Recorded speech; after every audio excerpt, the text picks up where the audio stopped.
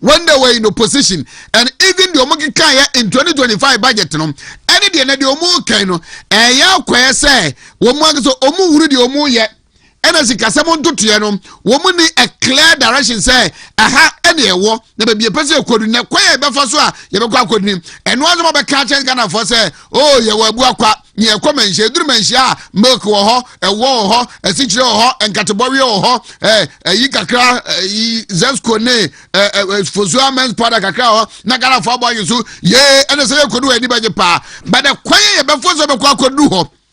And how near Maniate, Tia, and what a country. Yeah, to the Congress, I bush assassin, and no, the woman can't check Ghana for because woman end this for Lancaster Omunim. And one catch home say or so fa budget no.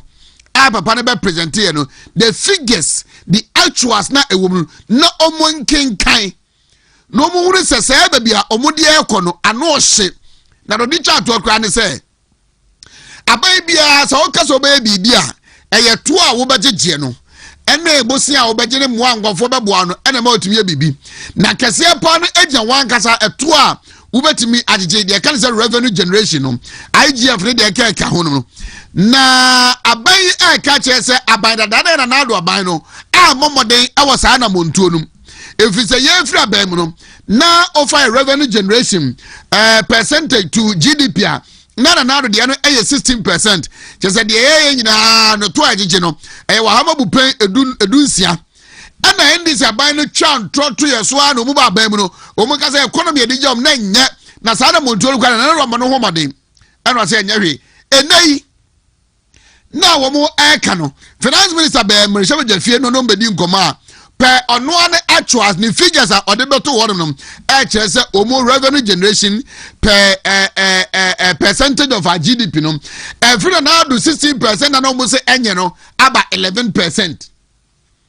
Na je say omo de ande kojo to nipa beje de enu awo nipa beje de enu awo je say Ghana for beje de say abai we pa de ekodi no na galamse akuye na kan kwanhia eja hyehye tragic incident na se dem se wukwara na nkwasa de em se wukwara beduru ho a na brother ahomache ade ba chi wukwara no e so Ghana fo nyina bunkutoje ekọ nyamienim ese bone fache ne se omo ehu ban fi se wukwara ne yae da bone e de ma Ghana fo enra ye se naimos anti galamse task force yi omuso akoye operation every dunka honum baabi eba ombedu obuase kwanhia kese a omubenyaye amanipa ba ko afima manipa miensa baabi omuda no emu odin pa chese wukwada na ankasa no enti we no na koje oponkoma edi hu nkombo ewo mrasebejafie na NDC MP ba ko bema wano so sore ekasai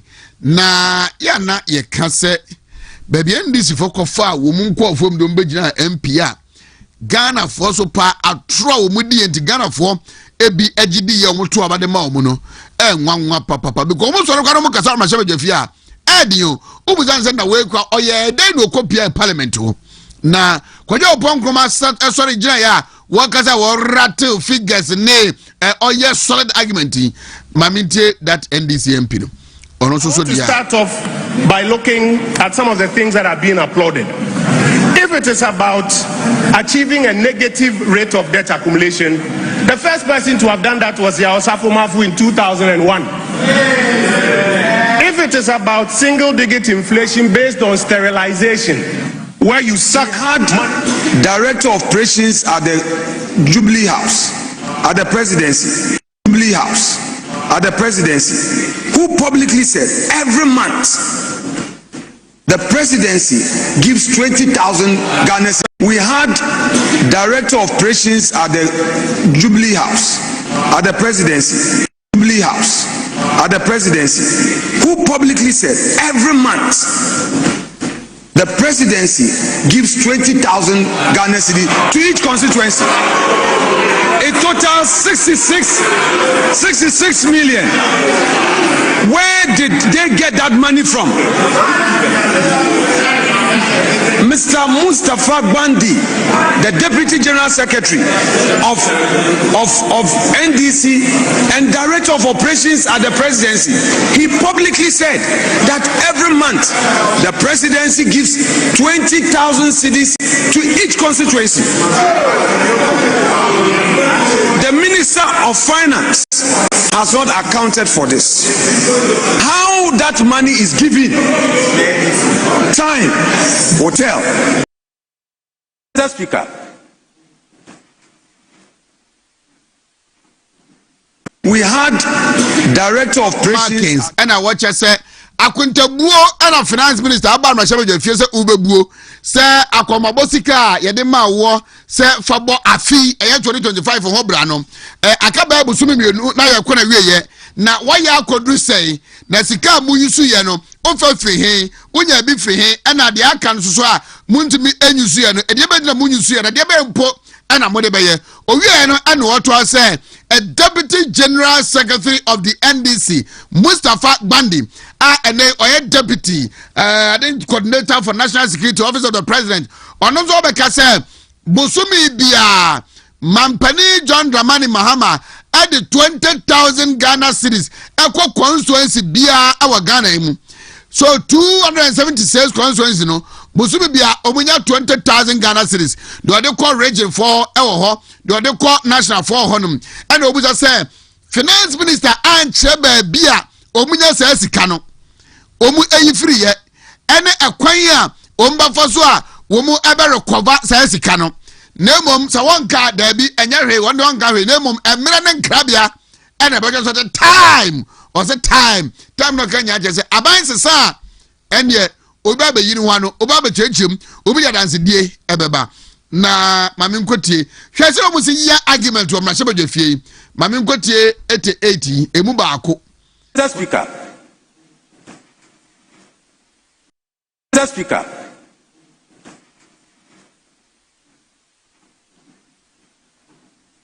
Mr. Speaker, the rate of inflation. Okay, let me this way. Mr. Speaker, there is something I want to correct. I want to correct. There was an issue in this country as a misconception from especially our side, the other side, that the proposal of government spending about 9% to increase the remuneration of public workers by 9% is abysmal. Please stop this. It won't help.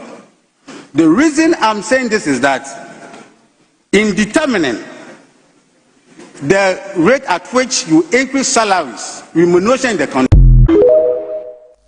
Asamna wakano, unity, and the crown, and the person watch it. I budget no more discuss and found who baby, and what Fabusum. And what comes to speak and what women so I know what have book no one and no has a winning ye. Says I had day a moment and you know Uber Kaya and Chai cry and this MP Benebekai is it Mama Yariga Anabeka said one more majority of 188 and I say no yeah minority members 87 intimidate you.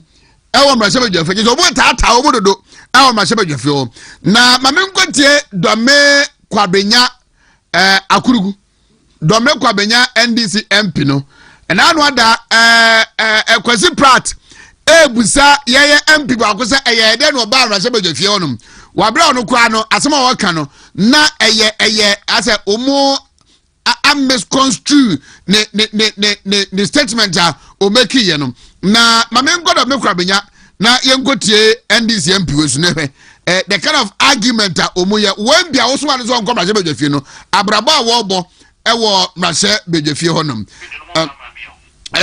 yenya no a ne de ba na Mamintie Abna was Sarenom, any other MPs of Muslim argument. Under the watch of Honorable Atu Speaker, under the watch of Honorable Atu Forsen, he is bringing bold, systematic, investment-driven, and transformational to the economy. Yeah. It addresses the root causes of agriculture underperformance, builds sustainable value chains.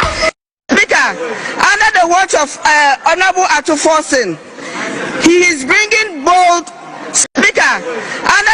of Honorable Atuforsen, he is bringing bold, systematic, investment-driven, and transformational to the economy. It addresses the root causes of agriculture underperformance, builds sustainable value chains. Speaker, under the watch of Honorable Atuforsen, he is bringing bold, systematic, investment-driven, and transformational to the economy. It addresses the root causes of agriculture underperformance, builds sustainable value chains. Speaker, under the watch of Honorable Atuforsen, he is bringing bold, systematic, investment-driven, and transformational to the economy. It addresses the root causes of agriculture. Nase yenia Makukwe Junior anka onu gyinamu e odome kwabenya emaye no dome kwabenya fo chose yemami against Adjasafo ene Mike Okwe Junior lawyer. Na ngoti abna osasare a female NPP MP for Etiwa. Correct some mistruths that my colleague on the other side just made. One, he mentioned that we borrowed to the tune of 60 billion Ghana cedis. Unless their 2025 budget is wrong. Go to page 14, paragraph 143. It says 49 billion cedis and not the 60 billion. Unless your 2025 budget was wrong. 2. And Mr. Speaker, this is the total debt of the country from independence to date.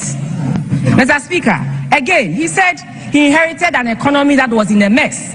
An economy that was in a mess left 1 trillion of GDP as against 219 billion Ghana cedis in 2016.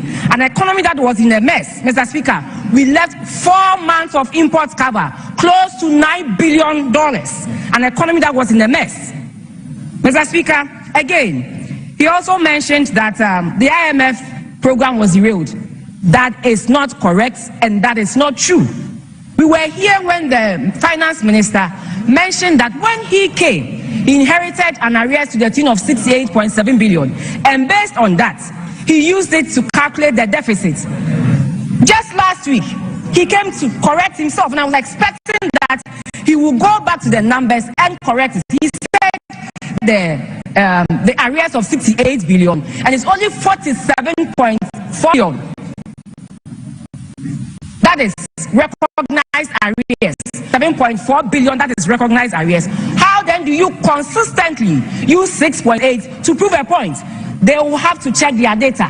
There is a problem, and this boils down to the credibility of the budget, Mr. Speaker, and that should be checked.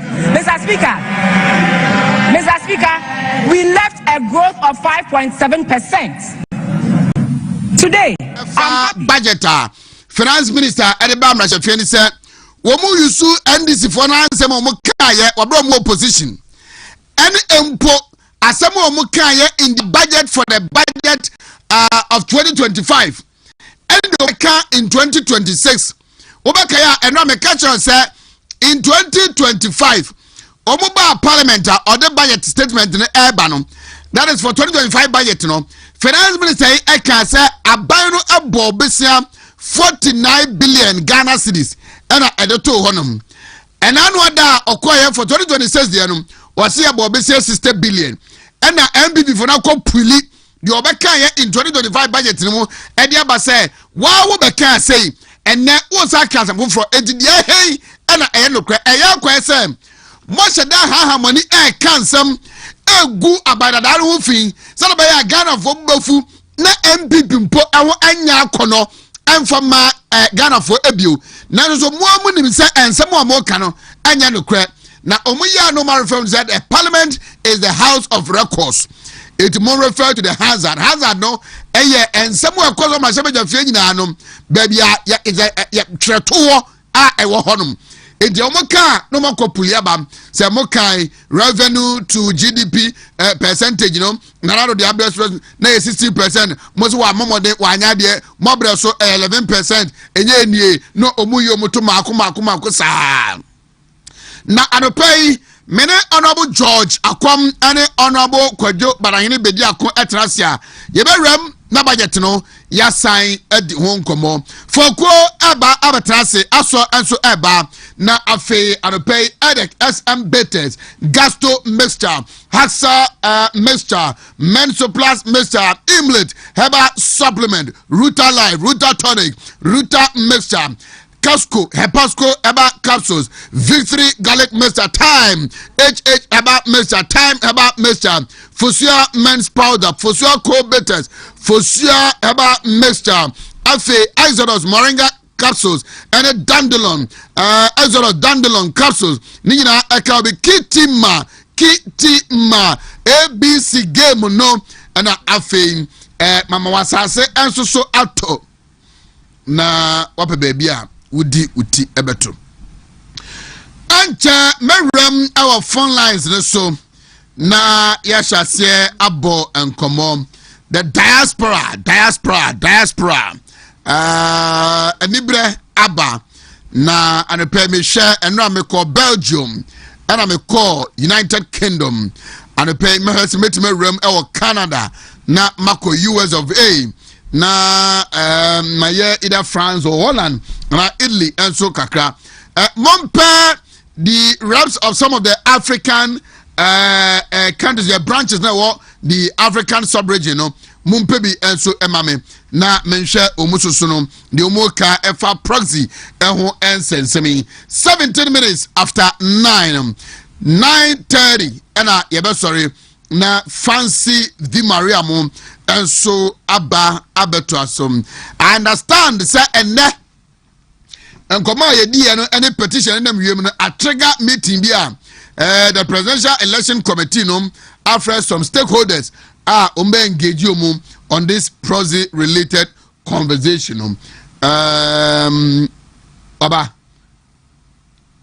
mama say ebeto mu a na yeni komo enso ewo home Abaya Amponsa from Pom Mrs. is the chairperson for MPP USA branch. Mama Machan. Hey, Oheneba. Kwame chairperson, na pom to say. Apom ye pa na mpacho mo so e. Me na dom yenso wakra ye. Yakoto abai ewie ya de yempese ebehu yehu ye. MPP USA ma won keka na etese ne ma ekoso e wo ho. Yo, de me na chia wa no kai no ma chia etifo nya hwefo. USA ahon keka no e wo soro pa. E wo soro. Adamubuo anu sa. Enze nkugo ni ba ye no amanfo ye down kakra but is ya so Kenya na ba. O she your membership kra send your new members ahead back for no I see in Ghana for Adamu MPP for na send that is a good news for us now minim sa ye nyina ye boabo say party bit ma hwehwe ne bio na 2028 ye kwa de ye pe no yensa atumi aka. How did you receive the news sir a proxy voting on 31st January 2026 no presidential election committee no yefri ho were you consulted omo engage mo ni mu di nkomo and I said you just heard the news when it was announced? Yo Vinya that's it. Yo and say na Senate branches officially the Chokoma presidential elections committee no say abatwa ye betui e de nim say nche de no ye kwa abatwa proxy de party no e de ye adwuma because ye mra bad time no the Constitution of Ghana Article 55 now ba the regulation ye dey come home which is the CI 127 regulation 25 now and there they say proxy voting national national elections na ya dia ya di eduma and NPP so about convention and practice say election bia and brano no say obi entini enkoto abani bi based on condition bia wom and the keka ho a utimi apply to be put on the proxy list there is that that I feel say quite bia actually bia anyhow and the process is so stringent to say why anybody would think say proxy and go for so many years them look unless they have to educate and Nancy July in the Bagana you better say running my external branches no says that you 12 delegates votes 12 the crown can you be an yana it's me back yeah USA yeah brand yeah it's me nyani part 12 domba but there's a lot of the countries are 12 people no come home for and for 1.3 as a see no so ya trim all executives and former executives are coming and the numbers no a question and it is logistically impossible to say even every member so between our aba because yeah han aduma some the entire year no yeah vacation or just 2 weeks you 2 weeks vacation e bia na ye bia sifie o so ba nya dia di ye ni bread sa o sa e di paso di time ni bi say elections and some which ma ba no be boa ni ne tika ho and you want to proxy na ye mra ba time the constitution of Ghana no 2CI no etimi ahita to no e say e ja dwempa ene botae pa eno mde ye and ye who say the numbers ya do so there proxy so who be here say e be koso aye de atena ho and ye tro brain national presidential elections committee for no say it was as say no say e ka ho but ye ntie ho asem na ye slab so and she say anything saying Emma ya so cry ya drink say e fa ho say ye betimi ashem ad models e wo yes media can if your proxy the kwani be na we make you all these suggestions they come out take for them ya tin asem they formally or officially did not respond to the letter now or your petition they come out yes ya so ma ko press conference so we you know the chairman of the committee no Honorable Joe Wise press conference said there is no proxy statement the true the external affairs the brain now and proxy no nothing was on put there instead they so proxy decision no omunya make here and then as the day no you know and then within the same day no I say I saw me proxy no emma so now obi busa question during the press conference no and I answer by and say press conference how adia abaya convention CI 127 crown so eshemu kina the dia more party nim over the years I say I'm not for concern say a machinery for people to use to rig election then those issues no also about a so you tighten those loose ends no but you don't throw the baby away with the bath water because your cup a boom ponko ko ye chi 1992 na ye start a Fourth Republic the Fourth Republic if as a political party and elections are you go to about 1992 na your voter ID card kana photo nka ho na photo ni card ni so na ballot box na dey ayitu no na unhudi adepre wo that we push for reforms and omo yen sataye in 1996 ye ko to aba no na photo is ewo why did so? Me ID card and say call and me trust me home in 1996 voter ID card. And you do ma ena brand na you try say e be ma again I perfect. And to say you see you pop the free hot ya. Na you new alternative ya you can't trade ya. Let me say nyane kwaso. Number 2.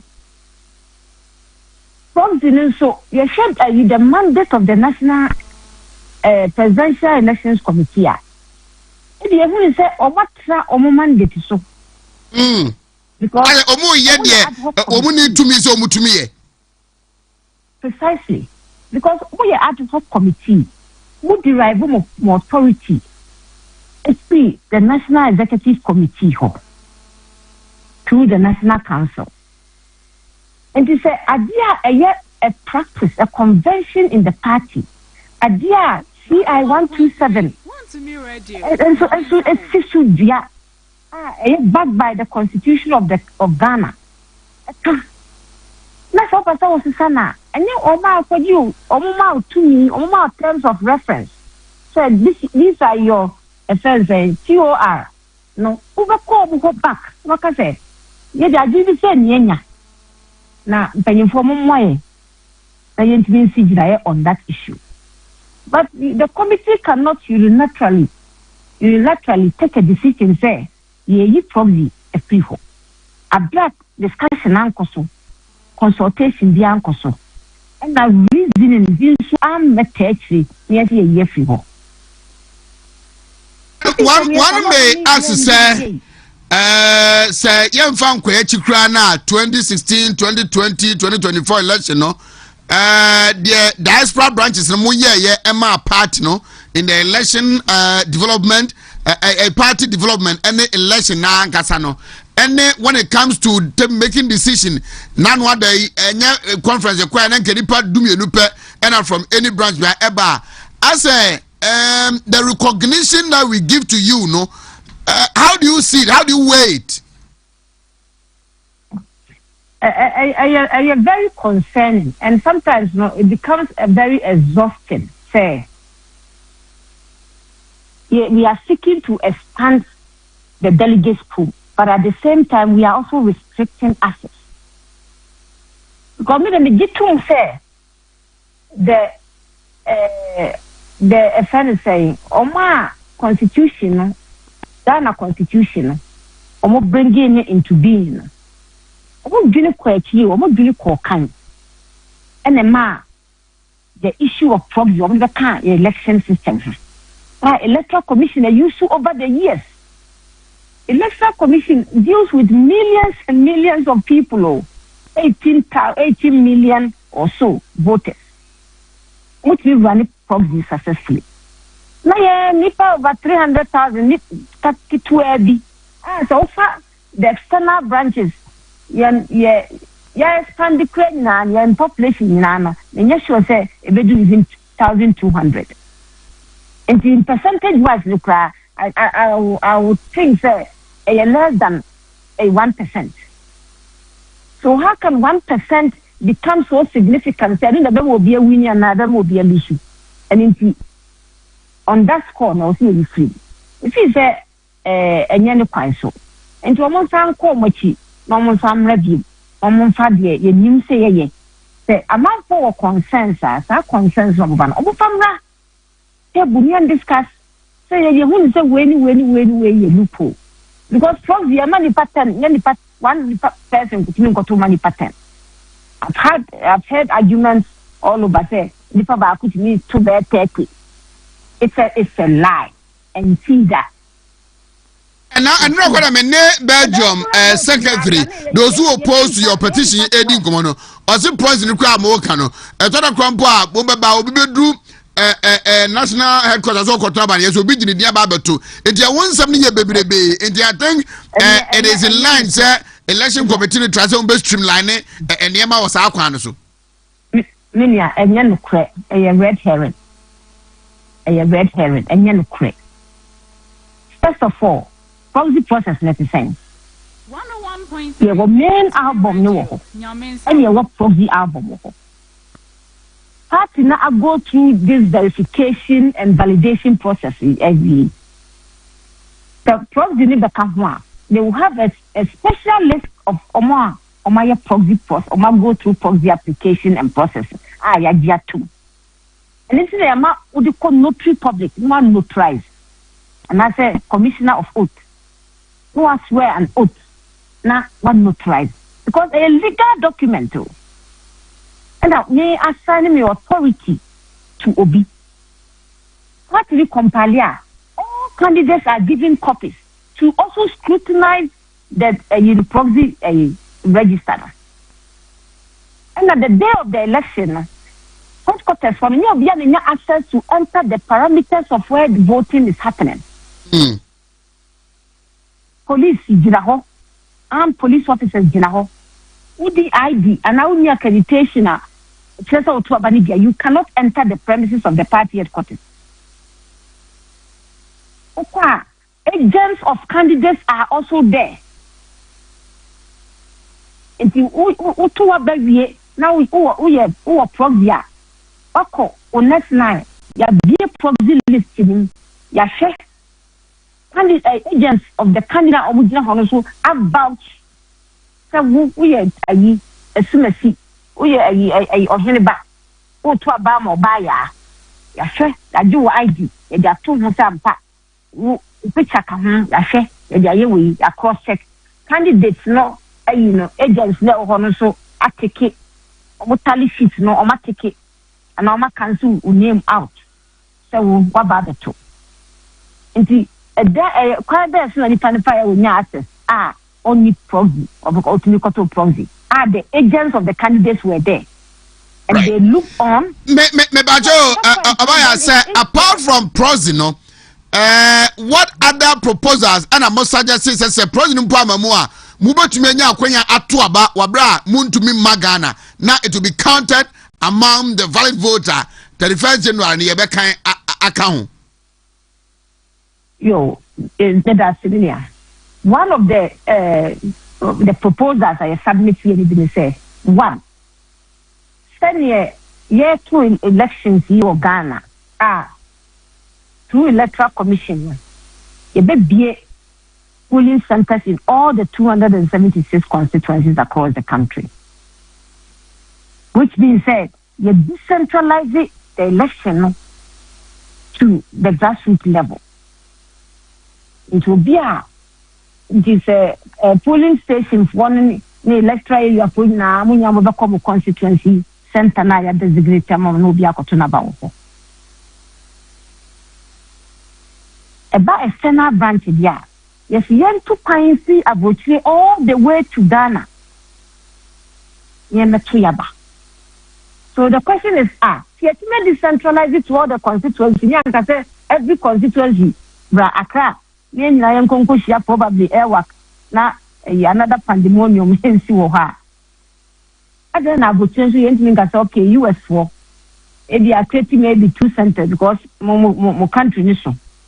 They are creating station in New York, the Mamo East Coast, which Mako, Mamo a West Coast, so Monco be Atlanta, Mamo a Monco be a California, Mamo made West, also Moncoha, Mamo, also Moncoha. Near into Yaba. UK for is okay. Manchester for a Munia Mukusia London. I want to Germany at one place. Berlin is Munko Frankfurt to na Munia Makom get Makotumaba. And vice versa in all the 30 external branches. No. It is an option that can be explored. Then Noah. There are secured electronic voting system that can be used. So many companies run elections for a lot of organizations around the world. We can leverage that as a party. Without necessarily about the boss a cannot. Because your oppositional party is Neska, they are running and Yama. And this is over 1,200 plus people now. I was here back Ghana. Now, if Obi a book about 3,000 to be in Ghana to vote, okay, Kaboma, we can send you about the Right. But 3.5. Nana many of a Eddie Gobono hinte say the more kind say election committee ya chin na when tia you might test the law at the law court. Oh, you to say or say option because you want to test the law now. Sometimes you didn't know whether you have recourse in law or not. But when I just say the party will do the right thing, the National Executive Committee will do the right thing. Or my depend. And your first time, from the issue back. But this is the first time, and yet here I'm not saying you from them. You seem to be disappointed how the committee is managing or handling this whole issue. As at this point, the entire committee, Oman responded to your letter, do the to her. Yes, you a petition, you have National Executive Committee level. The entire committee, you say, about the CASA on it. We are waiting for the National Executive Committee to call. There is a meeting that would discuss this proxy back and forth, no. Officially, diaspora and other branches, no. Have you been communicated to? Mubenya a hearing, Mubenya rep. I was a meeting, and answer you are not in the known of the meeting happening today. We are only aware, say the tech will meet the presidential aspirants today. As to the agenda of that meeting, I don't know. Yeah, contact us for us to come and speak to our issues. But it will also be strange to say the candidates also almost setting rules for themselves. The candidates should not be allowed to set rules for themselves. You think Sadia no a candidate nimubi and a pushy and a election committee no a give it in and for me, I can't tell. But if a Kobase candidates it should be the case. You cannot make rules for your own contest. The rules has to be set, and then you comply with the rules. And I said, it is part of the DNA of the MPP. I would think, say, Ashanti region, for example, it makes many a lot of council of elders are. Absolutely. Polling station, Metro Babedi.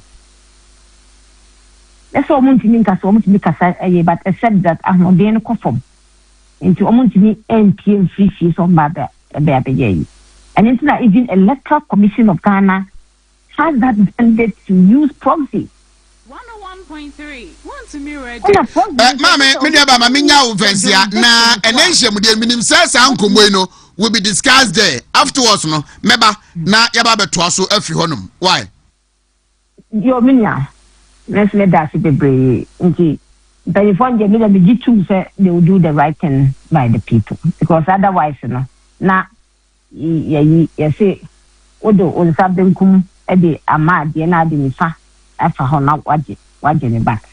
That is what they do. Mrs. Obaya Amponsa from Pon, a chairperson, NPPUSA branch. Na minim producers usually more I'm making some contacts beyond pay. Minim say the presidential election committee will be meeting the aspirants, and as the aspirants they want to be on a rep. Ebeko, together with party Penifobim, where this issue will be thoroughly, detailedly discussed. Our honum na meeting young gobi, but the best biani abete na echina yanimo abedin komo from US of A. Mamimramu our Ireland na mene Felix Otubua Nati Omutafano Honorable Oti, Honorable Communication Director. Emma NPP Ireland. He is with the side that is against the petition of the proxy. Menino ensu enin komai na mebewiya matwaso. Mary Semetime rem wo Canada na mawram ewo la Cote d'Ivoire, Togo, and as Nigeria kra na ye diaspora branches no ya share the ewosusu no how far about 31st January. You see, around 7 say moi party no ewo positioner omo dan ye nuan mo mo man fo close man fo aman so diaspora branches mo de be boa party no their contribution even when we are in power. I can speak of 2020 and 2024 election. Sika enema wo mo tweba akrom ha no no. Edu see esi gina ebi se na se mo yese mo ntie wo mu a na entweye. Me free say they should have done extensive consultation before they come out to make public the mo eka ikra. Mama nkwahwe say line be atom good. Senior, good morning. Morning, Chama, like saying. Me not dumo na monzo mo what to say. Boko say interfawo. When the kaka. Crowd say I want to get the crowd man no na no da ni aso etifia ha no pa wa be news super review say o so ko awie 2 years wa wo na say na say we kra nya den sa. Ende wa be ende. Na mo bo ho aba beto aba 31st January. Ya prepare nyama ya book ye print guitar pe say ye Praga 31st January na ye beto na ya ba beto aba.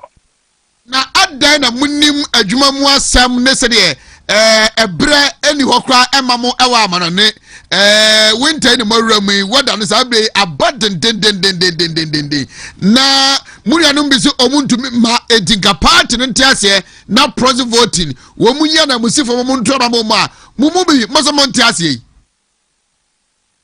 ene cho se omo se omuntumi mba no omo nye ready se ombeji power the ama MPP 2028 sir. Because oh yes, now say mu per se woji power 2028. Now say you see a bayi a flag barrier.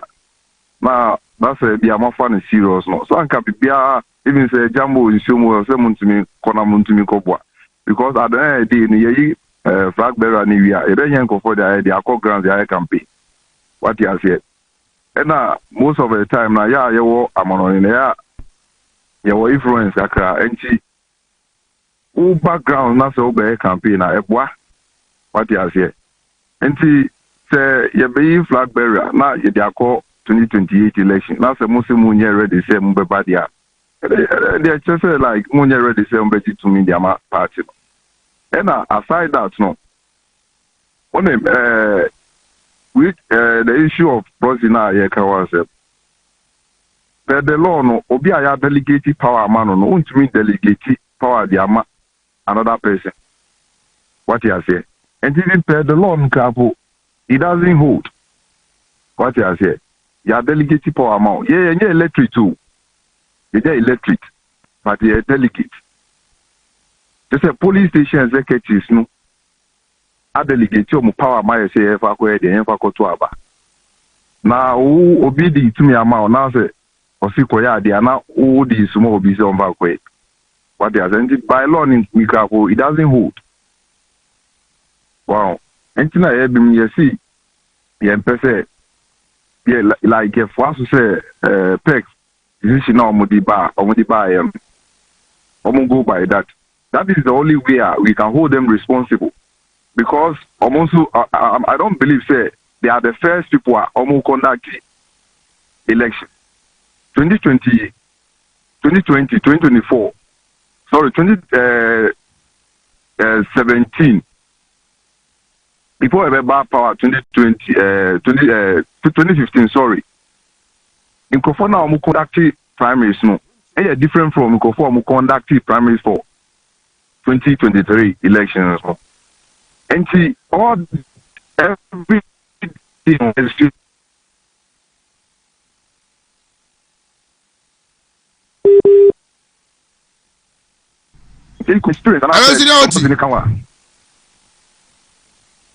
hello. Yeah, I'm with you.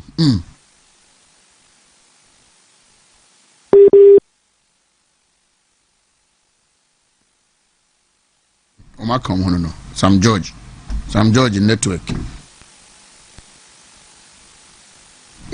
Mame working it out and say the connection will get better. Na mene oti enkunkuwie asem kese no aboso no o se omu se omu nya da agimba omu ntimi ntwa ticket mba no eje so omu nya ready say party no mbebo am yawe ne power 2028 if you say baby odru no a sacrifice. Hello senior.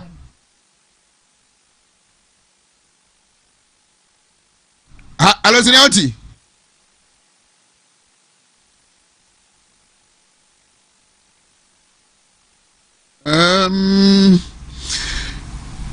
Okay, my man say I didn't try network need channel host to say you know run about no baby any no channel host my I think say is it better? Do we have him? We have him, not yet. Okay. Enti Absia Ireland branch communication director Felix Otubua and I'm going to go. Hello, senior. Hello, and she tells you, say, but the observation you experience, no. That is why they came out with those guidelines, no. And I believe, say, we have to allow them to do the job they have mandated them to do, so that if there's any criticism and answer praises, I bet me the idea, bet me the amount. Because police station executive elections, no, we have election committee, they will come out their directives. And now mobile will not challenge it. The same way now electoral area, constituency and our regional elections, no. We have committees that will come out with their guidelines. Oh, now they are conducting those elections. No. And you know, you believe it say, you enjoy more now or more directives and also more guidelines or more day no. You support your monomon fire which must send a bear at the end of the day, no. Say for some people not say mistake people, I bet my idea. I did not so the idea in their casa because omo the omo guidelines are back. Now and there see and pay not at the end of the day no omo ya can atuma. So problem is back to me who do more accountable. What you say? Pentam abuabu ehuna ye de akosia NDC for 2028. The amu ye de omo se omo antia omo kokota na ekotwa abato na kwachiwo ana enti bisa o say mo ba Ghana na mo betu abade mo say mo ni adaje mo ni sika but mo sika mo di beko court mo adaje mo di beko enti tell you say agenda bi na enti na ye bi mo yesu say bi agenda bi nti na mo yesa because we see ni sika na so ni adaje o be ba Ghana betu aba na the day no usu ba o di party ni court o di party ni court say sika na o be spend and our court me na o be spend wo enti tell you say agenda bi keke na omo pushi yen forget you bi ana yen jai pek no mo form of guidelines no mo di buy no yen support you no mo fa ye omo ijuma se na be ya asem bi ba ye betuma idea betuma criticize you mo na se betuma praise you ya dwen no right odi me da say when the need be ye besa ba na eno abeto ankomo but I hope say this will be resolved within the week yentimi ekrampon haye ho esa ho bio. Thank you so much na eche busuanfo a omo Ireland nyina so mai why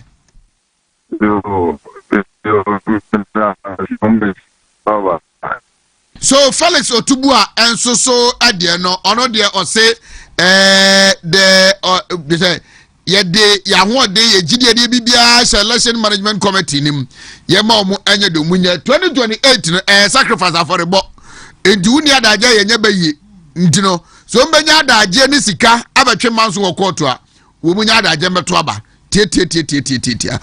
Well, do I have some more calls? Okay, you jaboni trinku. Enti calls no be ba ye be sign erem. Back to Parliament Basha ba mame kwehwe enra mama yerga go twanto na. Dominic Nitu amana nkokra amunumu ha na oteneto. Na NDC for the makase we be yenru second quarter of 2027 no. Na umuan semu umu kanye in the run up to 2024 elections umu baba emu di umu ye no mangasa apa umu huntuma the aka ene se yebeshishe party niye na ye party no ebe ye ready for election 2028 na no na eyeme de se na stika eka say obompa is a prime minister kra emrantem ne enye ntentemu firi ho na yewia ahoden a wo mu de bekọ the NDC for so na expose the bad governance umu ede mangana for no vis-a-vis what they promised us no enya asem keto akra akamite so na nongotwe abo 53 minutes after 7 and a Thursday Her Excellency Gladys Aso Atenase and Dr. Fukuzu. Mama Yarega and a sharp response from Dominic Nitiwu. Iwia yabefi na yatwaso.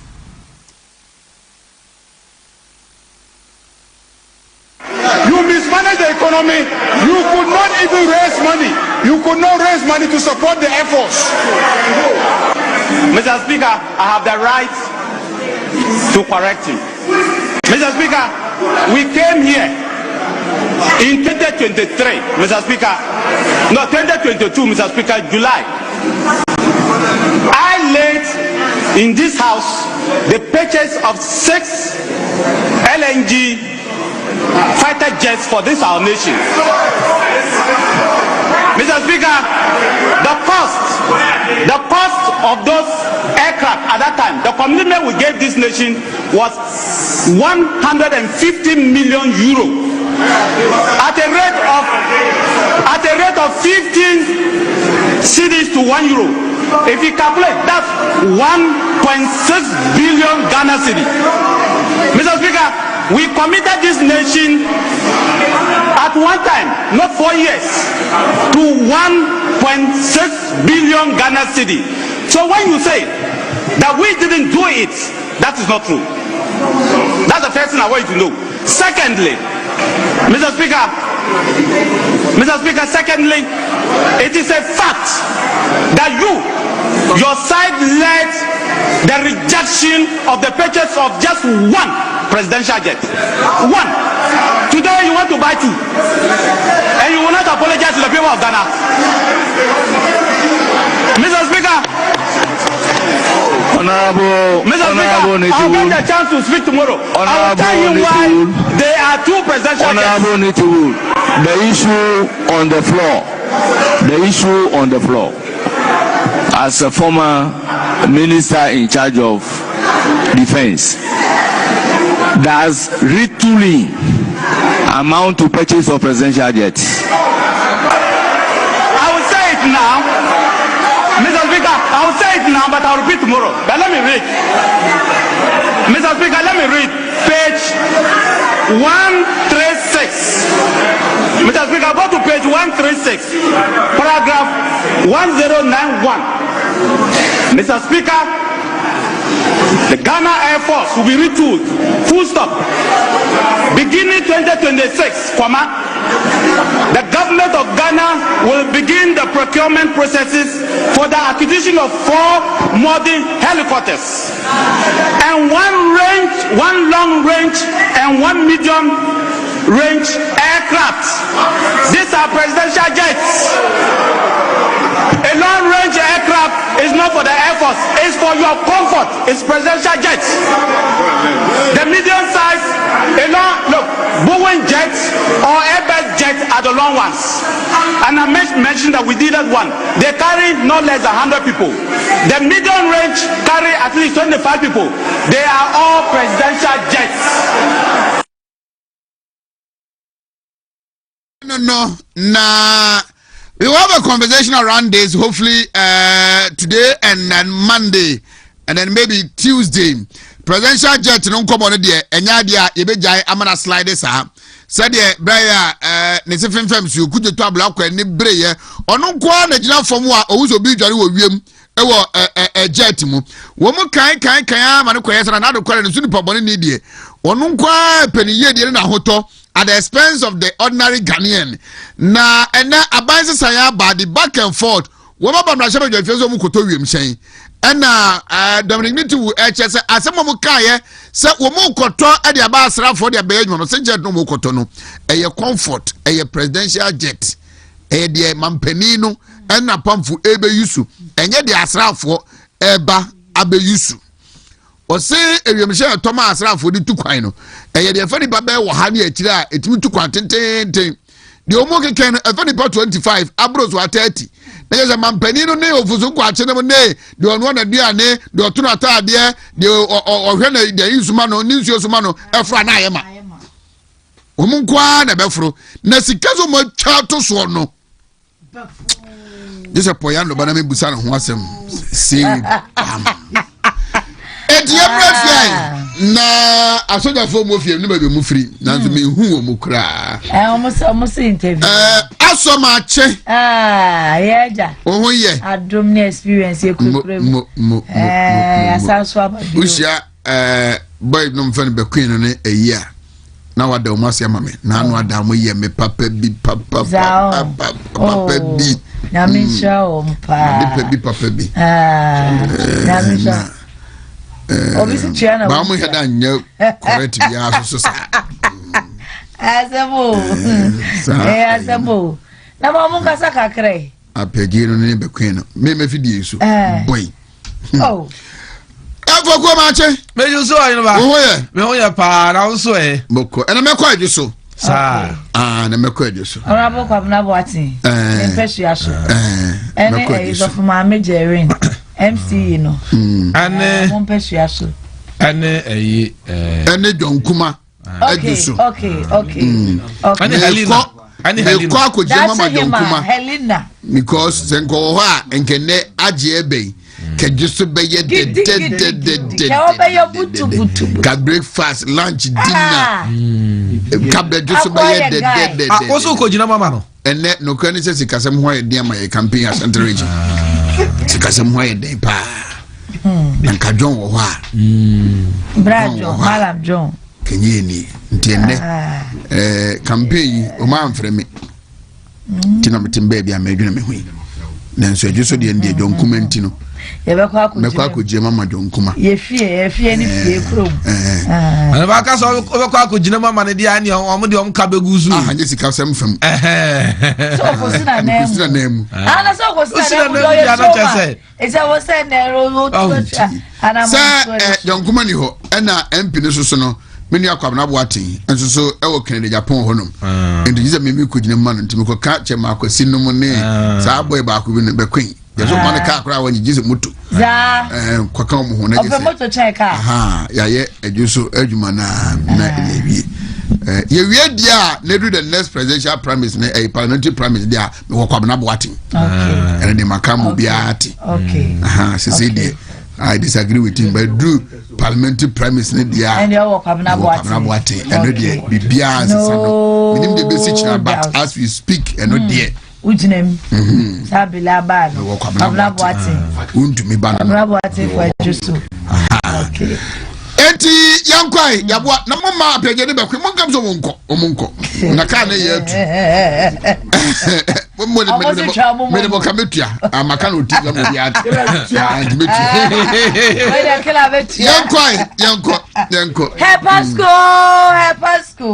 Hepasco Heba capsules obra buodi nti ani ase kope Pasco Heba capsules nenom sanse brabo do tatahwe a ehiesie brabo ye na brabo nya hode atimi abo ama ni pedia tenase no agi dinchira chew na ngo brabo ne se emo ni pedua ho akwa na ewo ye mu no ho ban nuane ye de ni aye nom na enkebeku ye ntem no brabo no na agie atwini nyina frimu tina na hu bonyuma se ta brebo ho no bonyuma ne ye wudura nka ebeku wo na brebo na atwe na apini nyina agu na ekọ na nipedwe nya ho den enti otu otwa de amanfo re ni dwuma edie no ano ma to ne din se brebo boafo ba kope tie se ko ba bi eto bido ne kope bito doctor number ni 0557 453579 ana 0501 459255 na ya mama achire pad ne so ho ano pay maya no obi anko pe bie we no ebebo opa eye moto na eye baako enkunu ne womuo ya ma panty liners bienu e de aka ho boja for ni tukoton for no we fa so wo so pa eti anope se wo pe bia to agu store ni na wo so atumi aton a wo da frɛ ma me a kye be brobi bi so na wo de wo pe bi na de siesie ho a eno so se akwanya na wo de hia ene so be pusu mai 0553661442 ana 0277491385 Emulate herbal supplements. We ye papa apostle Safu Kantanka ne kofa ba ye. San walk. Na we nso ya wela ubenya mo japade ni bi. Na japade wela so wo no abusuafo no count unya bi. Na emu we de nyame adomedro no ye da ye no nipadua bi atimi ko tobi. Ya ukọ ba bi dro bi to. Na eya anwade se efi nipadua ti so besi unase yade e wodi nipadua anso emulate etimi sa se ye ko ankrom pa ensanya de mpa yese doctor declare wo bi se won kofie nkowu adida so asempa abusuan se mo pese otena se di nkyerechede a mo nkotobi ema no no no obenya nkwanya ahode atase a se de onyare da tini yase kopebi neto na nso ebeboa wo na ebia na openkyiremu bi a ubetimi afra doctor fo mpenimfo no ewo 0535112873 0535112873 ano pay my mental ruta mixture no bi say malaria fever nkoa na aka wato a wadra wohia eye ruta mixture ruta live on so abasa we na de ano pay esiesie ni pedua no efini ka wa bia inside ho no e backlense ho no kama na wie so abon mo ban akwati anyare wa wodo ruta tonic ne de typhoid fever no etu Asiedu ano pay herbal shop bia ben wo drugstore bia no enro ebi wom e bia na pe bia to betimi afre 0244485632 0244485632 Victory garlic mixture aye garlicu ani atwemu nsiu no ani ade aye aduro ni ase benom na anoma ne ma wodo ebe ya ma obi ni say wa kokete so Wontumi nna obi o wa ne widie mo hyehye no ye ne say yato na dukura mpo obi o wa ne nase kra tata he ne nase watia bo so watia nkasa so kra wonte owo wuti ne kra wonte ma na mo kwa afikyira mote yawo no ane ahahudo bi atetete sa ya ne wudo bebre na esa tini yase ko pebi baby eto bi do bi akwa so pe Victory garlic mixture abema nkunimdie na nso abeka nkunima busua no ho tini yase bibi ani a ubetimi afre doctor ewo 0242545633 0242545633 Kivo 4-in-1 we ye gare si chirewum katiom yadi ni do awo no na ki ya say Gary Sokins no yeah rich pa Gary Sokins no Kivo Gary Gary ani do na twemu angaza yes me di Gary free last week iba ni ade me so ma di bi pa Kivo Gary ma di bi pa na ye de Gary ni ya ade awie kwanchi pens ni wi a wo ho na ya je Kivo hot pepper no yes eno so aduane bia wo no bia noodles no say ye nkwan abomu ye Kivo hot Pepe. Boja phone will be at home pay. Kojibine Mow. ABC game no. I don't pay for phone no and a daily. Star 262 hash. Star 262 hash. Na enoche no ABC disano. Eko kosi zet no. Odi apeke mane miensa. Na draw ne koso na letters miensa na apeke ye no. Baku ba. Sikano de odi try ni ye si won press ade amao. Emu mienu ba ye si 8 times. Na miensa ni nyina body a what would you 200 times. Edru fiada bia so a jackpot no eno so ye real deal. E man ba kokura so ama osika no hama bupai edu de onsa ebetimi aka. Exodus Moringa capsules ene Exodus dandelion capsules ayatopa ye ne yakamfo ama wo se wa wo yare diabetes pressure ene nkeka ho no oh sciatica no ne nkeka ho no wodro pa beboa wo eye Exodus Moringa capsules ene Exodus dandelion capsules ubanum no mienu we mienu anopa we mienu awia wanum saa emre wanum no saa onuma wade ho afiri ho bebi ato bido bia benya bia to wo ko atonso ago high school junction edwam wo bebi aya obi to de mpaboa no a ho na benya doso puo no otu tie kamfo ma wo say bibi ani a obetumi afre doctor wo 0544 0544-7033 0544-7033 na mama ifo nko se passe gawo na ye nko jare hwei kitima sa yare no expert pata tahwe ye to asie deku dia mawo enya no nko an yesa ade bi e body se yare de se passe ena ye koni akwa jare hwe we no hahama kan eni edidi juma ewo sa resabia we enti se nei yare biara ne kwanko no mamodna afo ani kire wona ani je beba fie fre doctor na no pe wona ne nchaw haw no 0246914717 0246914717 SM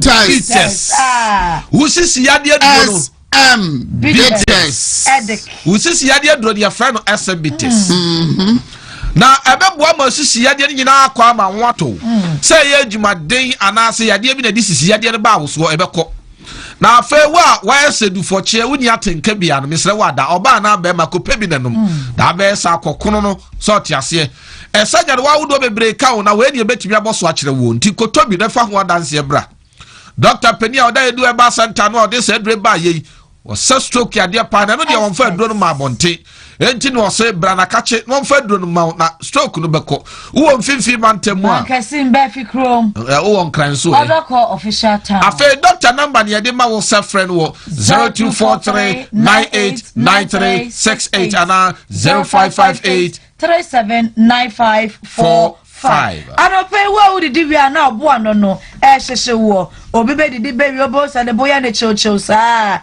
obi so no matoa wontumi ndidi obi so de aduane no obeti bi adio na ekoto yefunu ne mu no ne yefunu no emu be wo na emu be dra no woje ne ho a enje all sa yare esusu so ne bi nyina eno no anope mekafo haksa Mr. Any Haksa capsules edroba ye na wa djuma eye nate memo for to this say all satanfo edisa no pesa all sadetete wa drugstore na ebe wo no herbal shop no kope hacks and bi na emwa wo ana se ebia nso betimi doctor acha ha no ewo 0240238310 ana 0203822855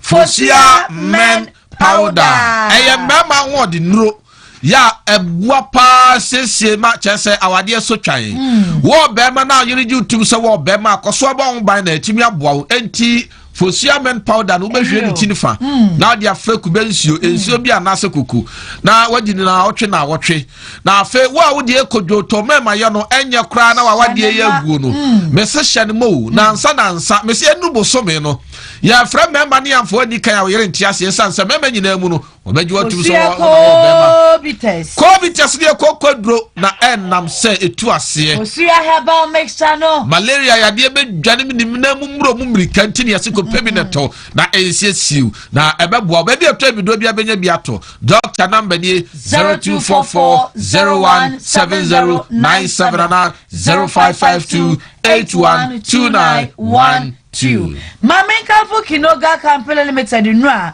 odi abe dwama so no bi mawo anope wa wonu mato a wontumi ni die wa wa chiri bremo no ya wo ya wa wapo ne wapo so ene wa ye mremre awati egu so utife dwa gaga say malaria fever nkwa na etete wa edura wuhia eye time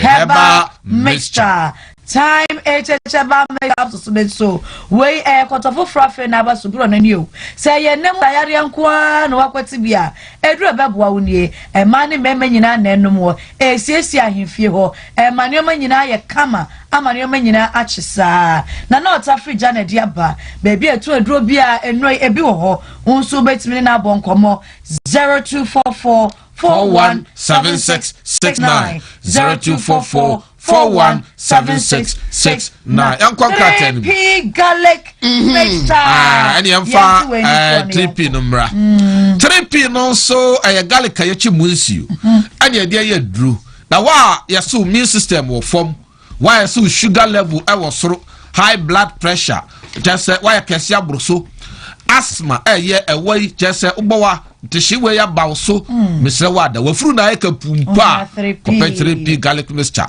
ebe bo sesio ni pedua mani ma koso benya pomden maybe eto bido na benya biato Dr. Dambani 0248928824 ana 0201000021 yanko daily graphic yanfa the obokata musam na mra yan running through ni na 10 na yanko bosheba yanko imano cheme graphic number ma memra gasto mixture no ebeba aba eni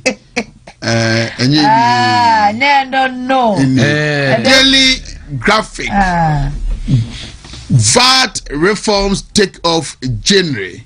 GRA boss bill before Parliament. Graphic business stand big brag breakfast meeting Tuesday. President pledges support for 2026 World Assemblies of God Congress.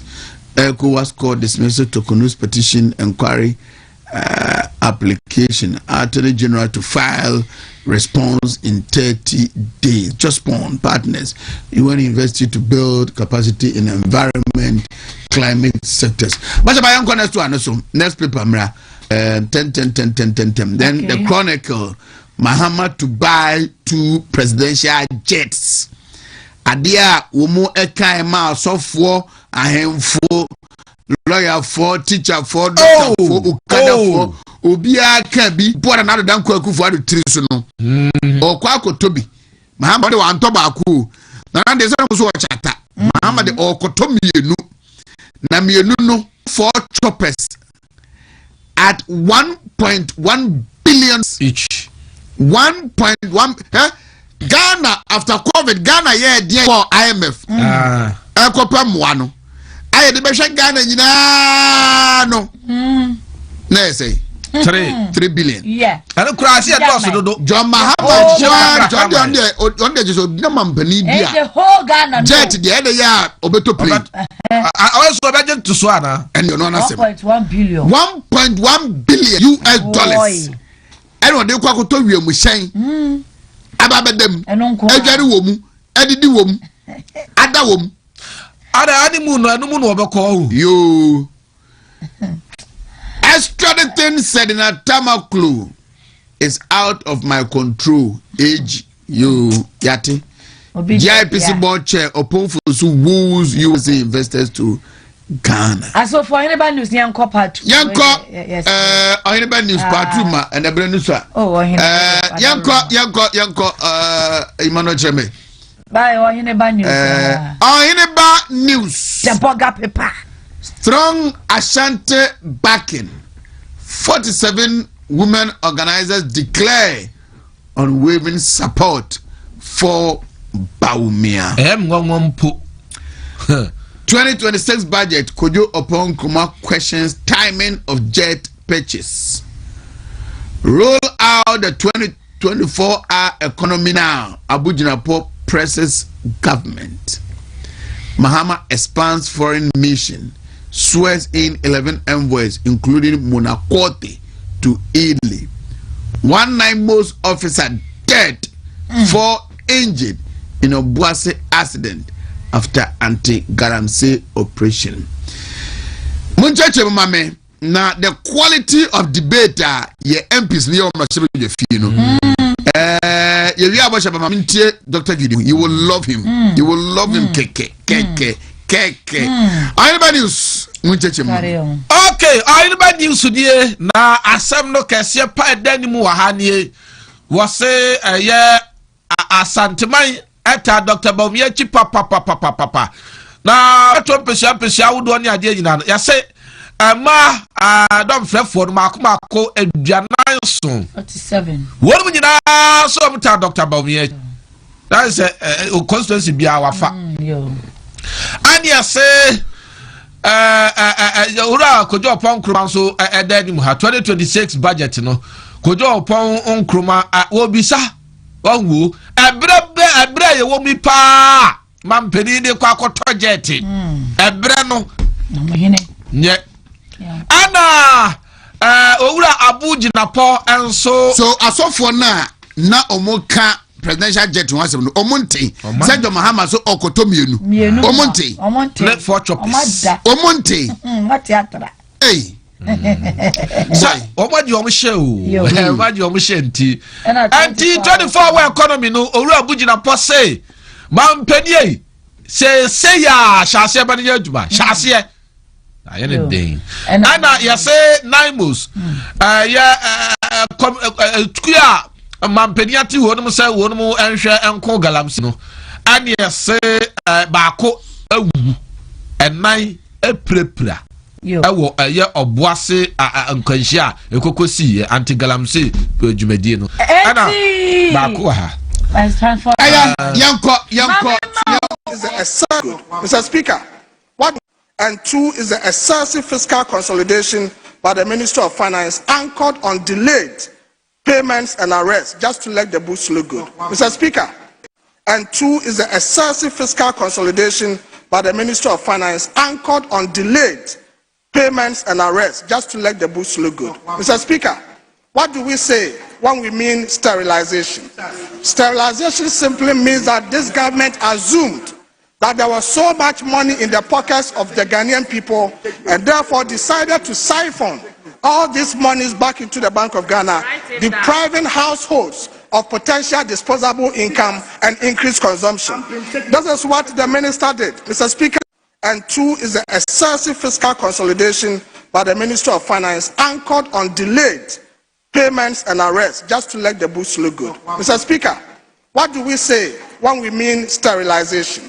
Sterilization simply means that this government assumed that there was so much money in the pockets of the Ghanaian people and therefore decided to siphon all these monies back into the Bank of Ghana, depriving households of potential disposable income and increased consumption. This is what the minister did. Mr. Speaker, if we read the budget statement, paragraph 248, the minister states, and I quote, to contain monetary policy expansion, the Bank of Ghana intensified open market operations in alignment with its disinflation objectives. Growth in net domestic assets was curtailed through enhanced stabilization and reductions in net claims on government. Mr. Speaker, this is so interesting. The minister states a total of 62 billion cedis was sterilized year on year through open market operations from Ghana. Mr. Speaker, what this effectively means is that 62 billion cedis that should have been available in the pockets of the ordinary Ghanaians for spending on the markets have been siphoned back to central bank by depriving the people that opportunity. Mr. Speaker, the interesting thing is that next month, December, Christmas is coming, and I can bet you, Mr. Speaker, that with this activity by the central bank, traders will just be sitting by their produce in the scorching sun of Okaishi market, in the scorching sun of Kumasi Central Market, in the scorching sun of Makola and elsewhere. People will just be passing by without purchasing anything. Why?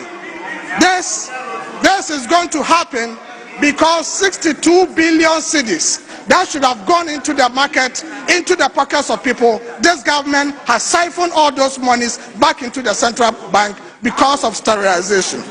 Mr. Speaker, traders are going to be worse off this Christmas, and that is going to have serious consequences on the economy. Mr. Speaker, come to think of it, has anybody thought about the fact why is it that we have single-digit inflation, yet there is food on the market with many other commodities people are not buying? Meanwhile, most of these goods, which are normal goods, have income elasticities of demand in the positive, and therefore, as income increases, people will buy. We are having single-digit inflation, and yet people are not buying because there is no money in the pockets of people. All of these monies have been siphoned through stabilization to the central bank. Mr. Speaker, the other thing that this government has done, which is also so dangerous, is an excessive fiscal consolidation. Mr. Speaker, this is what the minister calls fiscal discipline. Mr. Speaker, with all due respect, when your incompetencies combine with poor revenue measures and you are unable to execute your budget, you don't call that fiscal discipline. Rather, this is fiscal indiscipline. Whatever you presented to Parliament and was approved for you, you must spend it. If you don't spend, it is not discipline. That is indiscipline. And the minister should know that.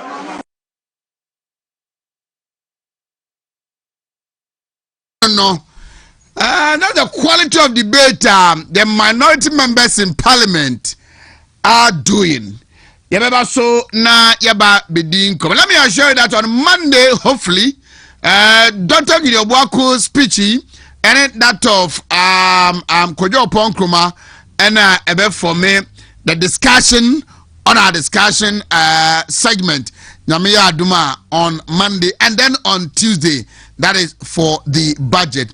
Na enrada teacher fwa oma kwajentitiye na omuhwerim sa Bible postu omu school 2023 na omuye womo licensure exams bibi omu bia wie 2024 nanka 2025 ye be postu omu no aban postu omu enra omu sa ya demonstration at the Ministry of Education premises na afi na mate ase de ntia aban ka bibi a omu ntie no aban sha omu bo in June this year say afi we John Mahama aban be fa a teacher for 50,000 non-teaching staff 10,000 edinka teaching for nkwa aban be fa ni 60,000 and a teacher for bo mu nsem sa ma aban yi papa aban papa ka dem say John Mahama mamu we so what tia se bom no anya abotre na ma wani je wo bo nsem mo wo sere a awrewo be kan no na watwe mienu anase bosumi echi no enya awrewo ketwa na teacher for ya kire mu se John Mahama aban na 2012 13 14 15 16 much years ana mambo so miensa ketua motre fie for about na ye impostumo it took the government of the Nanadan Kufuado ne Dr. Matiopoku Prempe Dr. Richumnom as education ministers and no ban and kakra womba fa mu nyina amodwuma ema omo be wie no backlog because of the situation COVID ede o my Ghana ekowura mu ye kwoto ba ye ka kire mu say mo John Mahama dia mu bedi mu dokono kwa mo antie enne omu ba ya no mo hye mo so mo feticha for 50,000 2025 akasome ene enna kakana 2025 no kona wieye wo mcha dia abosome nwacheko mo so mu dibi ntio mo ka no mo be 50,000 e di account but my demonstration enra no mu ku kwa pai omu ministry no ena omu eye demonstration na yebeba abedi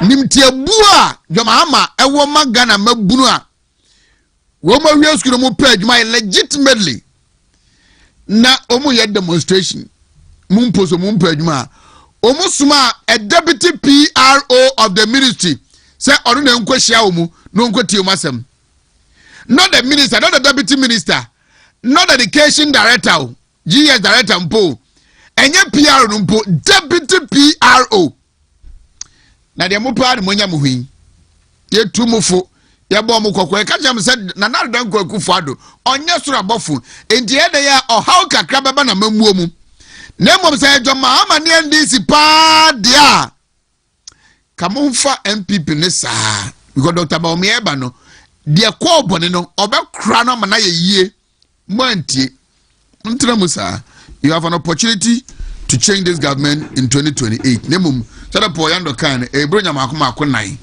ena mubedi ansana atum casco hepasco heba capsules me ba chaw obrabo no eyini pa de no mu akwa no adwuma bebrebe brabo ni ho a na yɛ sɛ wuni ho ɛno nti ɛna yɛankɔ yɛ aduru a ɛbɛsɛ tipayɛ ɛbɛsɛ ayi anifra ɛbɛsɛ yɛmutuo ɛbɛsɛ wei ɛbɛdabi yɛsɛ adwene obrɛboɔ no ho ɛne yɛahyɛ da hyehyɛ aduro baako pɛ ɛde ama no sɛ mmara mɛboa wo anɔpɛ tie ho nkɔmmɔdie no na ɛbɛboa wo sene amakye yɛgya na pom na me adaro no bibia bɔkɔ na mpakyɛ wo so adomnara yɛda nyankopɔn ase paa ma yɛduro nom okay nti yɛbɛda atiefoɔ ne ahwɛfoɔ nyinaa ase ɛnɛ anɔpɛ yi nti na ɛyɛ Casco Herbal Limited a yɛde aduro so a ne din de Pasco Herbal Capsules yɛaba bɛka mu nsɛn nti aduro no ɛyɛ Ghana yɛayɛ ankasa nhabanduro a yɛayɛ specifically for the liver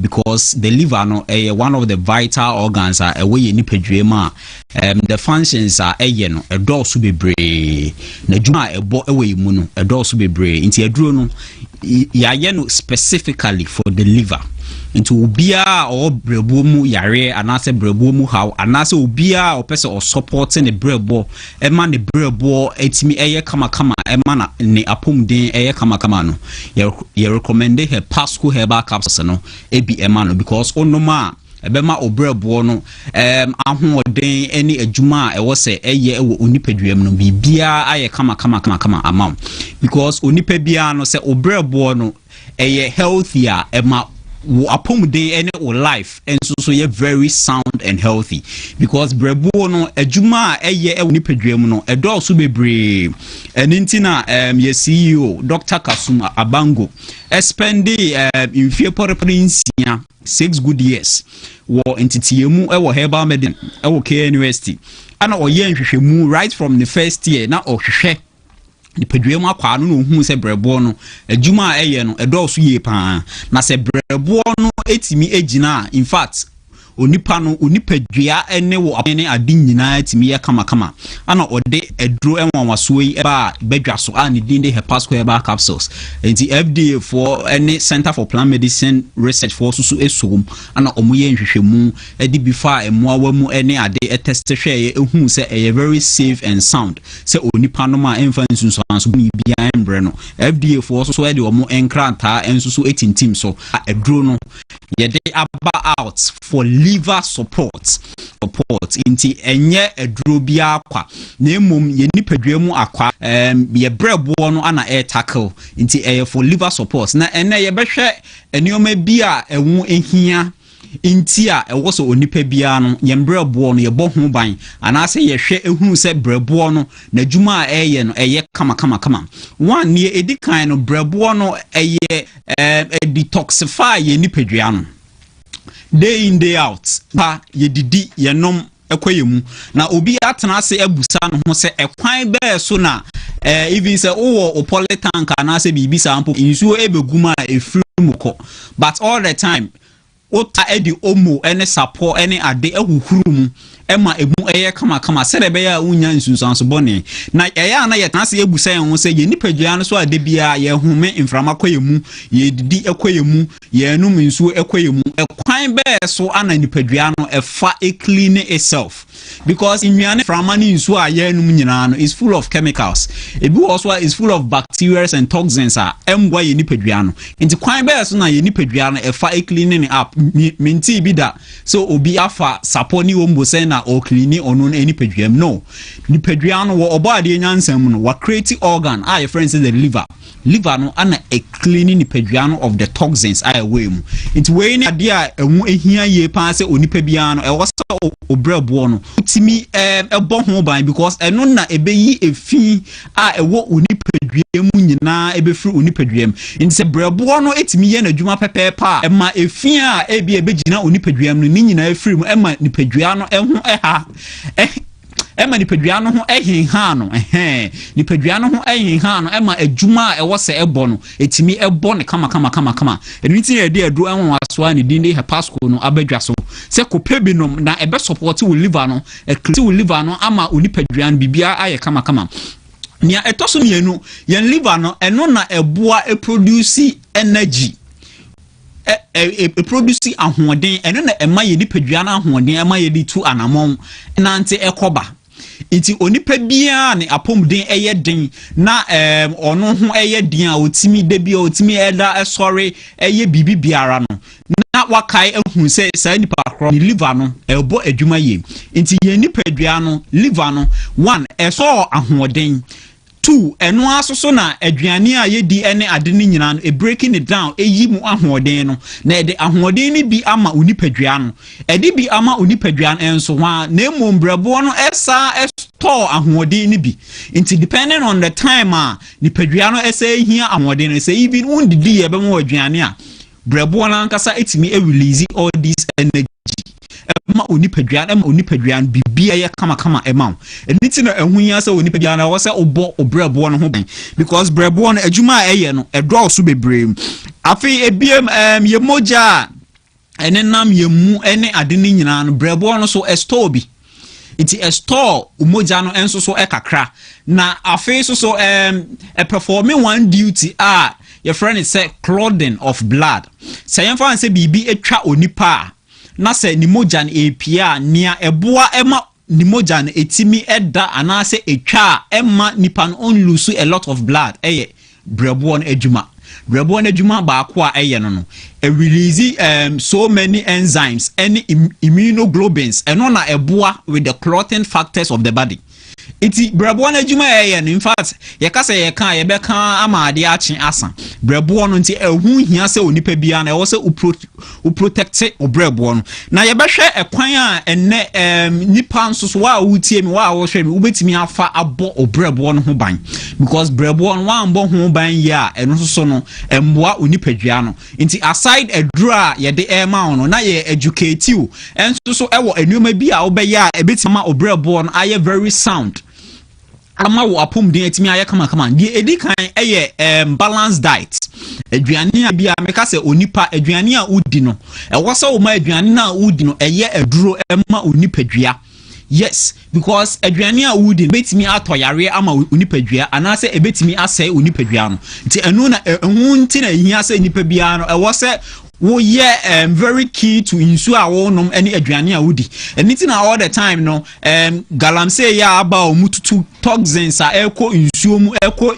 ndobaye mu any ade no ye ta ekasati se emboa ye nipaduane because these toxins no eko umu a eno so esai obrebo ni ye pa any woma omu ye exposed to chemicals woma omu ye adwuma ewo industries any ade a omu ye exposed to the chemicals and all that anything na ya na ye advice say obi a we adwuma these chemical industry pharmaceutical industries are we exposed to a lot of chemicals obe share max any ade na enu impokran still na your body no is exposed to some certain amount of chemicals. Inti enunti na ehu hia se unya Pasco herbal capsules ni bi eton na wo de bo obrebo ho ban yare bia e wo brebo ni mu se hepatitis B any viral infection bia affect brebo no wo ma sebi omo anom nsa ama nsa nom no se omo brebo smoking any adini nyina no toxins a ewo mu no brebo no wo mu nyina ehia edro ni bi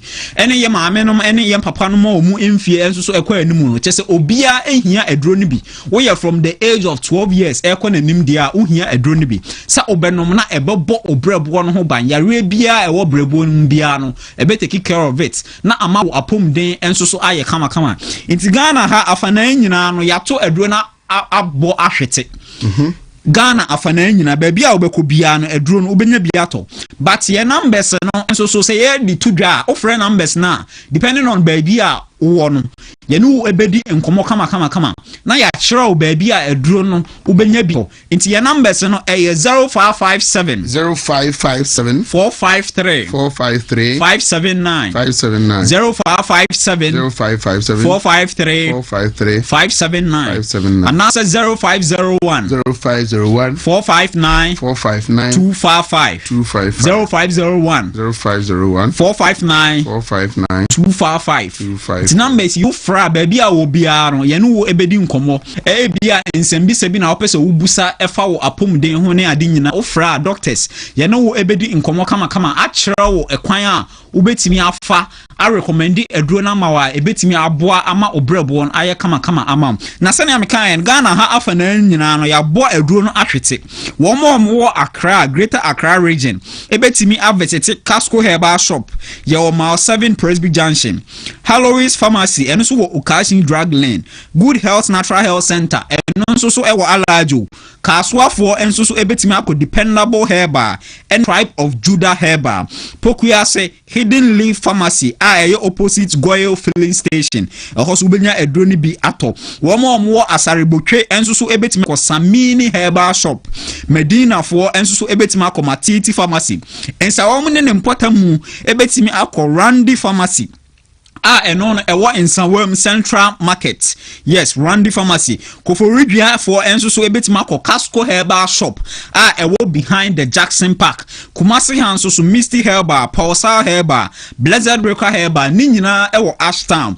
Kak Pharmacy enso so ewo Tech Junction. Freddy Mens eni Kolinak enso so eduro no omo estoki bi wo ho. Okọ so a obenye biato. Asante Mampomfo enso so ebetima ko Sewa Herbal ewo Asante ehoso benya adroni biato oboase nso so ye wo Boss Pharmacy ewo tutuka oboase ehoso benya biato takrade ne mpotamu for enso so ebetima akọ AAA Mensam Sir Charles Kwajo Chrome Pharmacy Danis Herbal any Christ the Answer any Ebedet Pharmacy any Oscar Pharmacy ehoso benya biato tamaleni ne mpotamu Zoe Herbal any Socrates Pharmacy yendi for enso so ebetima akọ Alaji Lawyer Drugstore Mankasim for yanyima enfrim ehoso ukọ Jeff Herbal ehoso benye bi ana afei Cape Coast enso so ukọ Salamat Herbal Pedu Junction ehoso edro no benye bi ato chese Ghana ne mpotamu de edro no yabo ahwete na edro no capsules nti oto a obenu mienu anopa mienu anwumre.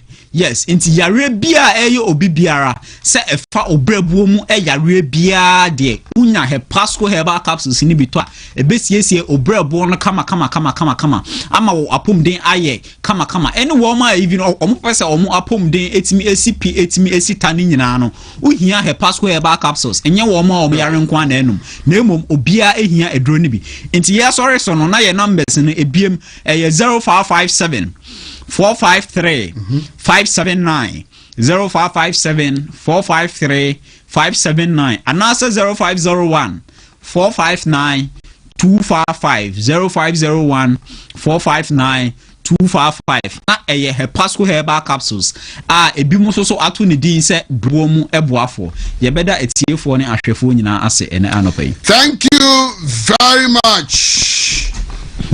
And so medase papa Honorable Kwajo Banahini Bediako a former Secretary Central DCE George Ken Akom a Senior Assistant Registrar Ghana Technology Communication University so and Ghana Communication Technology and Ghana Technology Communication and also so Eba Abetinase. This is how it should be. This is how beautiful it should be. Me who say Minia Kwabnabuatin apostu Ajia Samira Baumia a flyer on the Facebook say ne oba ejuso. Anyway, all right, 41 after 8 na Chief Mache yeah join napum I was here to jam kasi adaruma we omampani the budget ya mutu budget ya amadu baya na ne aka gina sai bon kwan da ya na ko shen mi tun kache nko babia wani akwe klase kakra se jumado kan fosi trinyanti ya cheswa wani makuma klase kakra ne akwa ese ne be ya de dija hono sakrama bi emetum famu na onpeje be machino ndio nano kwa na me pesa me ba na me pesa me hwe ne station aha sitie te am dan fe me mati de be fro Tiana kwese na aban catch for ni rabafo a mu sumye na adan kwakufu abrem na mabosumi akatu ye mpimnum. Oh, first one the name mpimnum. Yes, sir. I'm saying time 11,000. 11,000. Ya antu ye die num.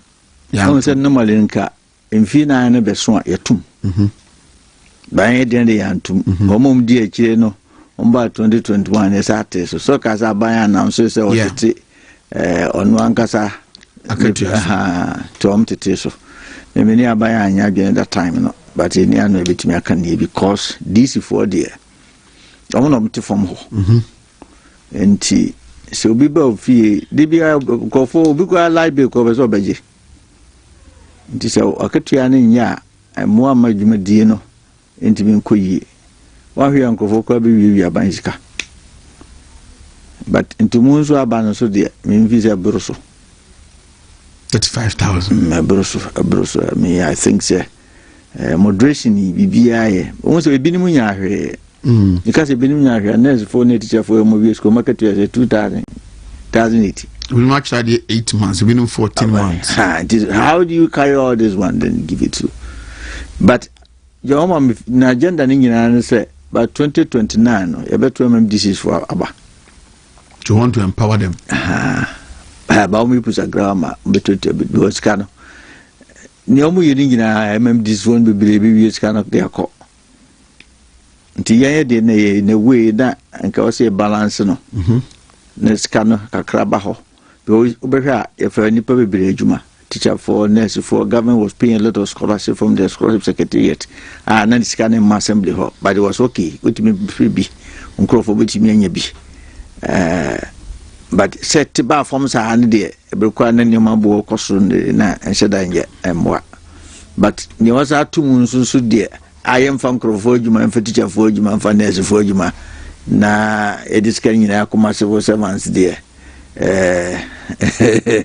by yamai yamai before nti omko so anya sa be du say to aba no ahwa asedi ketiamba ka tejo mama asedi abejo ni MPP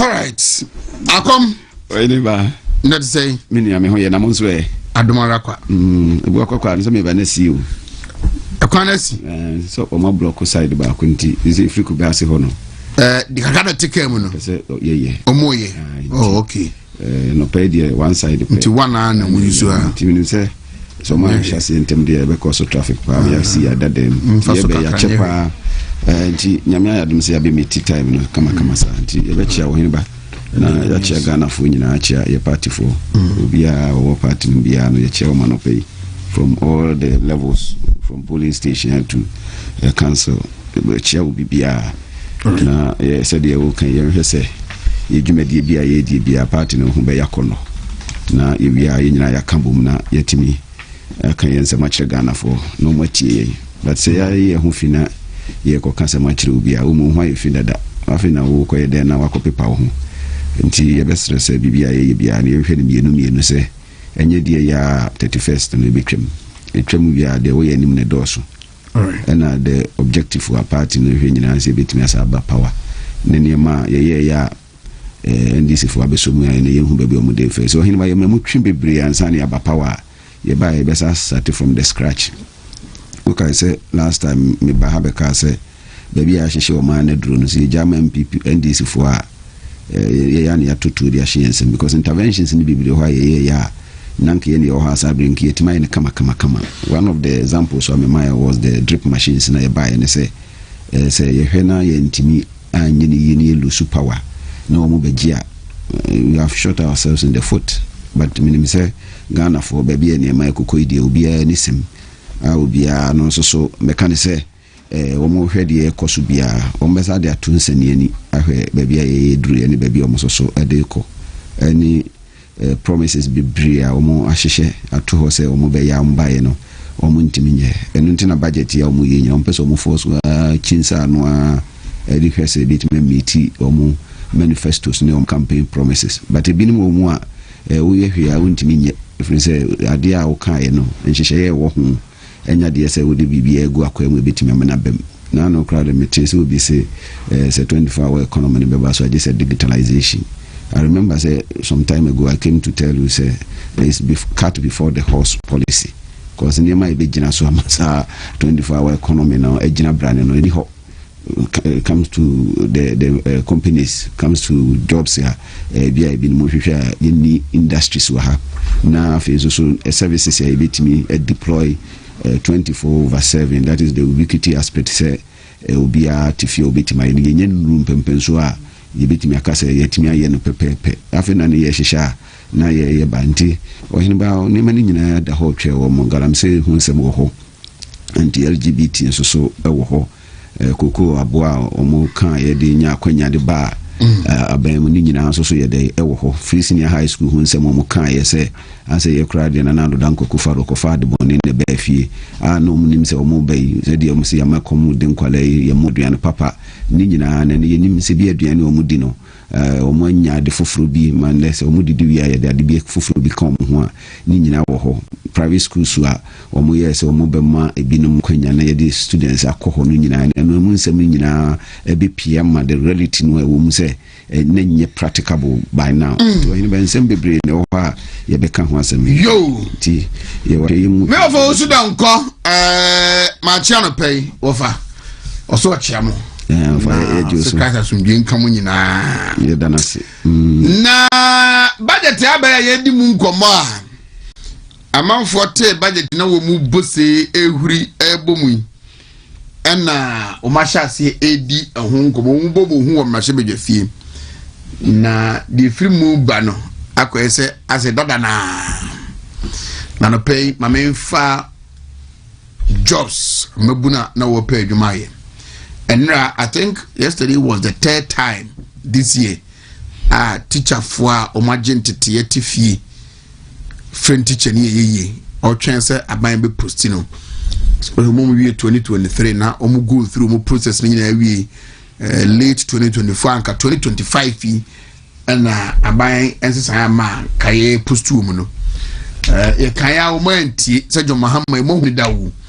Mumfafo kwa de omo ye adwuma mfie miensa otuo mu nka bosom miensa enne wo mo da so ho ko ma ye adwuma abosom be du ni dunan ntuo mu ka ti mu hwe ni ye o mantie no mokoto abade ma no June this year an education minister be can say omo be employ 50,000 teachers 10,000 non-teaching staff bo sha ba me we no ana teacher fo yi eboji zu ye akabo somme ene naka krebi na afiwi ekona wiye omuhu hwe omukuko apai enra once again they marched to the premises of the education ministry omoma ye adwuma ya postu omoma ye adwuma bosumidu enti omuka honum nurse for midwives ebinum 14 months junior doctors ebinum 8 months honorable DC something honorable former DC so aiwa yetu mnantendo for said the solution Mahmoud Baumia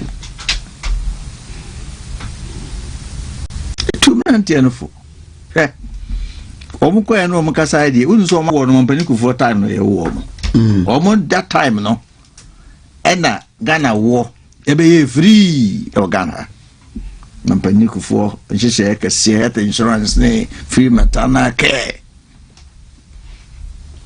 ena ye ko 2009 ho ena manfo dane omo wa me anto aso na ndisi bae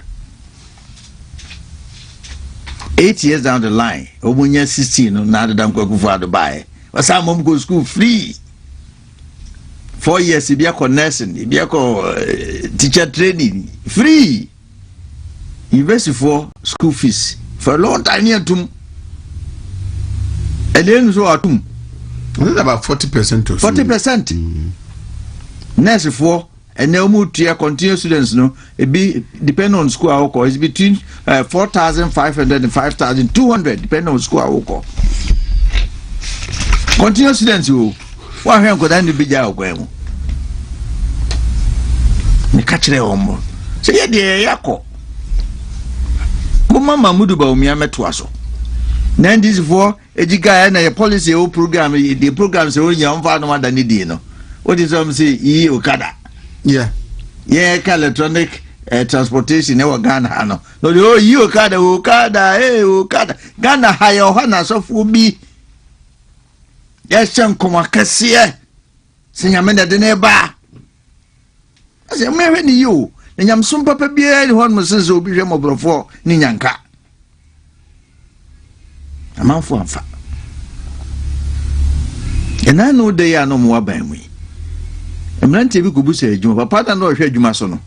O catch you almost say, so open Juma, go quite channel could you chat and say, never saw a Fujian crown, conform me in your Andrew Home to be.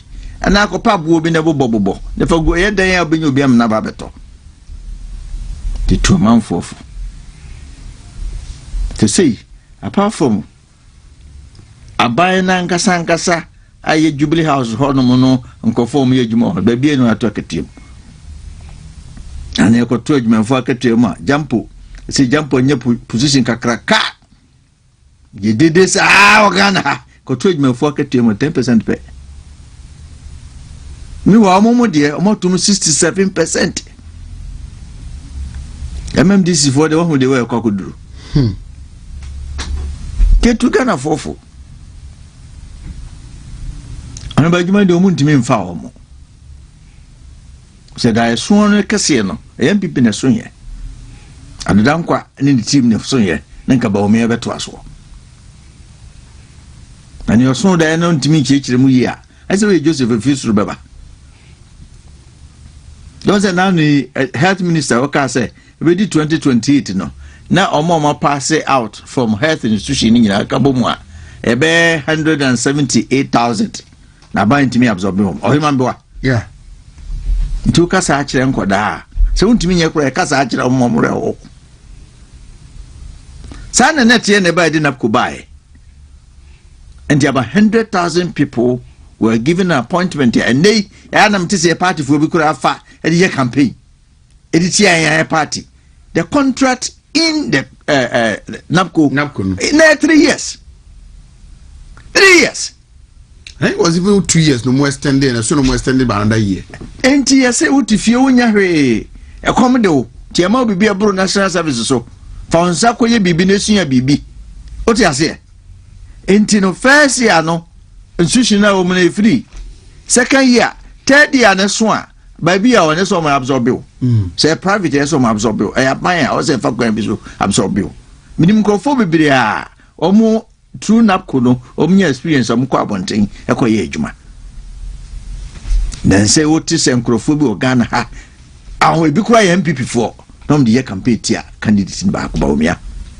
I drink Cassia, who said, and Yama and Kuyi, my men solve a problem, no. They go for a problem, the solution in buy, no. They are not sad on the car. And the human dear, Wontumi solve it. Main budget way, and now me drinking Nam's way of running Yamu to budget. But no more cash obeying Nina Yamutu, 24-hour economy, Afi, Yamutu, Yo Kada, Yamutu, teacher Dabre, Yamutu, and you mammy on cash obeying be at home to me. No, but can say over the period in San NDC, I no budget in the billet. Ye be away, no more voyage, nothing else. And but so many campaign yet. They be a cheerful baby, You found one, then one, yes, I for Fraba. You all Ghanaians, on Penny say, your short memory. Don't to me yet, 2 more mine. You catch a Ghana for say, in so tornado, ye, Adiechi. Ye mean in the hall. Ye, dear fool. Young Kotoba, when you send us to Kukumba to 7,000, a bit more than 7,000. Now, no, I could 124. And not the two one a cuckoo for a buffo. So, Tinumum cash on being Minister cost 50,000 plus 10,000 before a teacher for yes, I know kind. Yeah, to say call cabinet meeting, cabinet approved 8,300. And look, I am far more. Mr. Number KBB. You are number KBB. Because school some dear, then your massam. School some, then your massam. Person now, no, say a bro, boy, a bro matters so much import to a bro. A big goom, ve, dollar no more de $10 billion aye reserve one kebetu magana timi akoyenim yese oma review some 10 billion bi ni atwede abese system num te yese o fa ba bi ntia o de buro be go system num bebre na kuafo buro academy ebura na nke 2002 ke buro sha sese banana ban sase atoto e de ko bafa stock ho e de bi feed school feed for and de bi so emma secondary school for ene abans wonto atwibia begum nti eburo ese ko bere mu aburo 350 kura balana wunya bi o ti se ta ho ewi aburo o munye skampan no so nya sa na netie ku ko eburo ayo fo ekafo so an eso enti budget yom de bande omutu begu Ghana fo num se yen hwehwem na stronger minority no asasi ebie mu an sebe ni kura no hura na de fa hudi abro enti ne ka che Ghana fo so mu hwe ni yi o mi ebie mu de sebe na kakakra na no na siye ne nso asasi ne yakoye ni mo hwe ba biom de ade ne beto ne hwe se ebeboa na MPP ebesan ba biom ne ba biom no he coding simple enya de huhu bia o oni ba coding nya de enya de huhu bia o mo se we be ma 1 million ankora no man ko honkura coding o man ko coding o abani initiative bia o kaso be bia ne wa otimi akọ sika kura wo ho no sabre am say inflation no it was announced last year 2024 mebwa am ka say bedu be single digit I'm a foka ho asam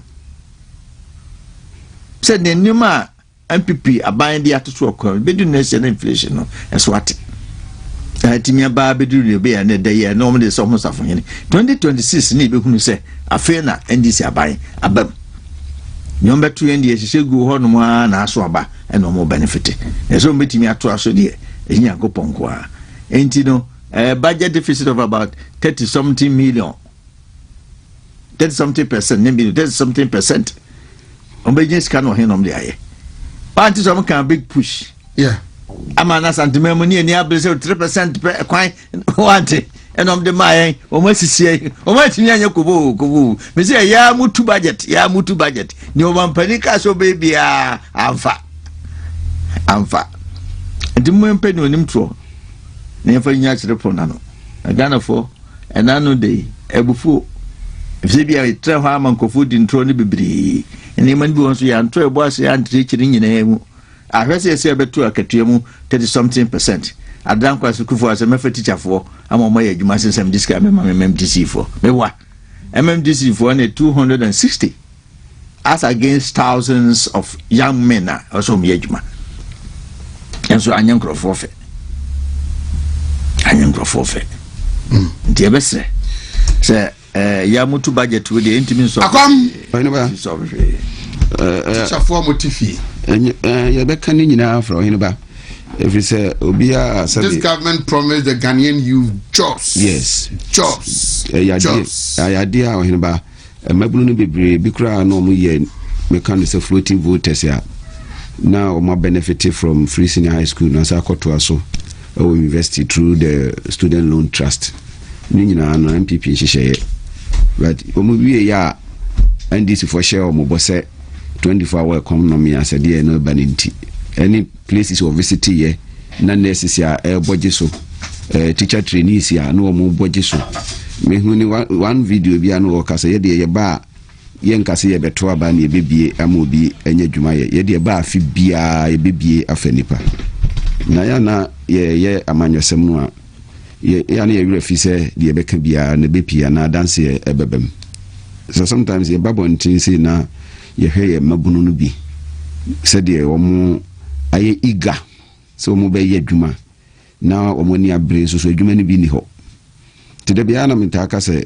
unemployment na ye ka ho asem no there are several aspects of underemployment binimo ha omo wi school omo qualities omo skills but enyuma e wo ha omo wetima ye no entimi muwa omo ye da sorry as obi akwadwuma but enye the right place obi ko obi asua dia anke fi say e bia o industry bi mu o company bi mu betim de nim dia boa nanka company na nyini na aboa ma afoforo nso so anya ho mfaso but obewie Oheneba na ye said ye tia ya sometimes we hear say ye wo su apom mabunu no se ne omo ba omo bre be wura mu be sua de investment omo parents be ye na omo be wie no na chese bibia ni ho na no kra na me ka jokingly na me ka no but partly no so hwemu chi ya me feel senka bebo but in capitalism no ye ma obi akwanya say your system I operate no a hybrid and as a mixed economy ye was socialism kakra ye capitalism tisa dia Oheneba nka meka say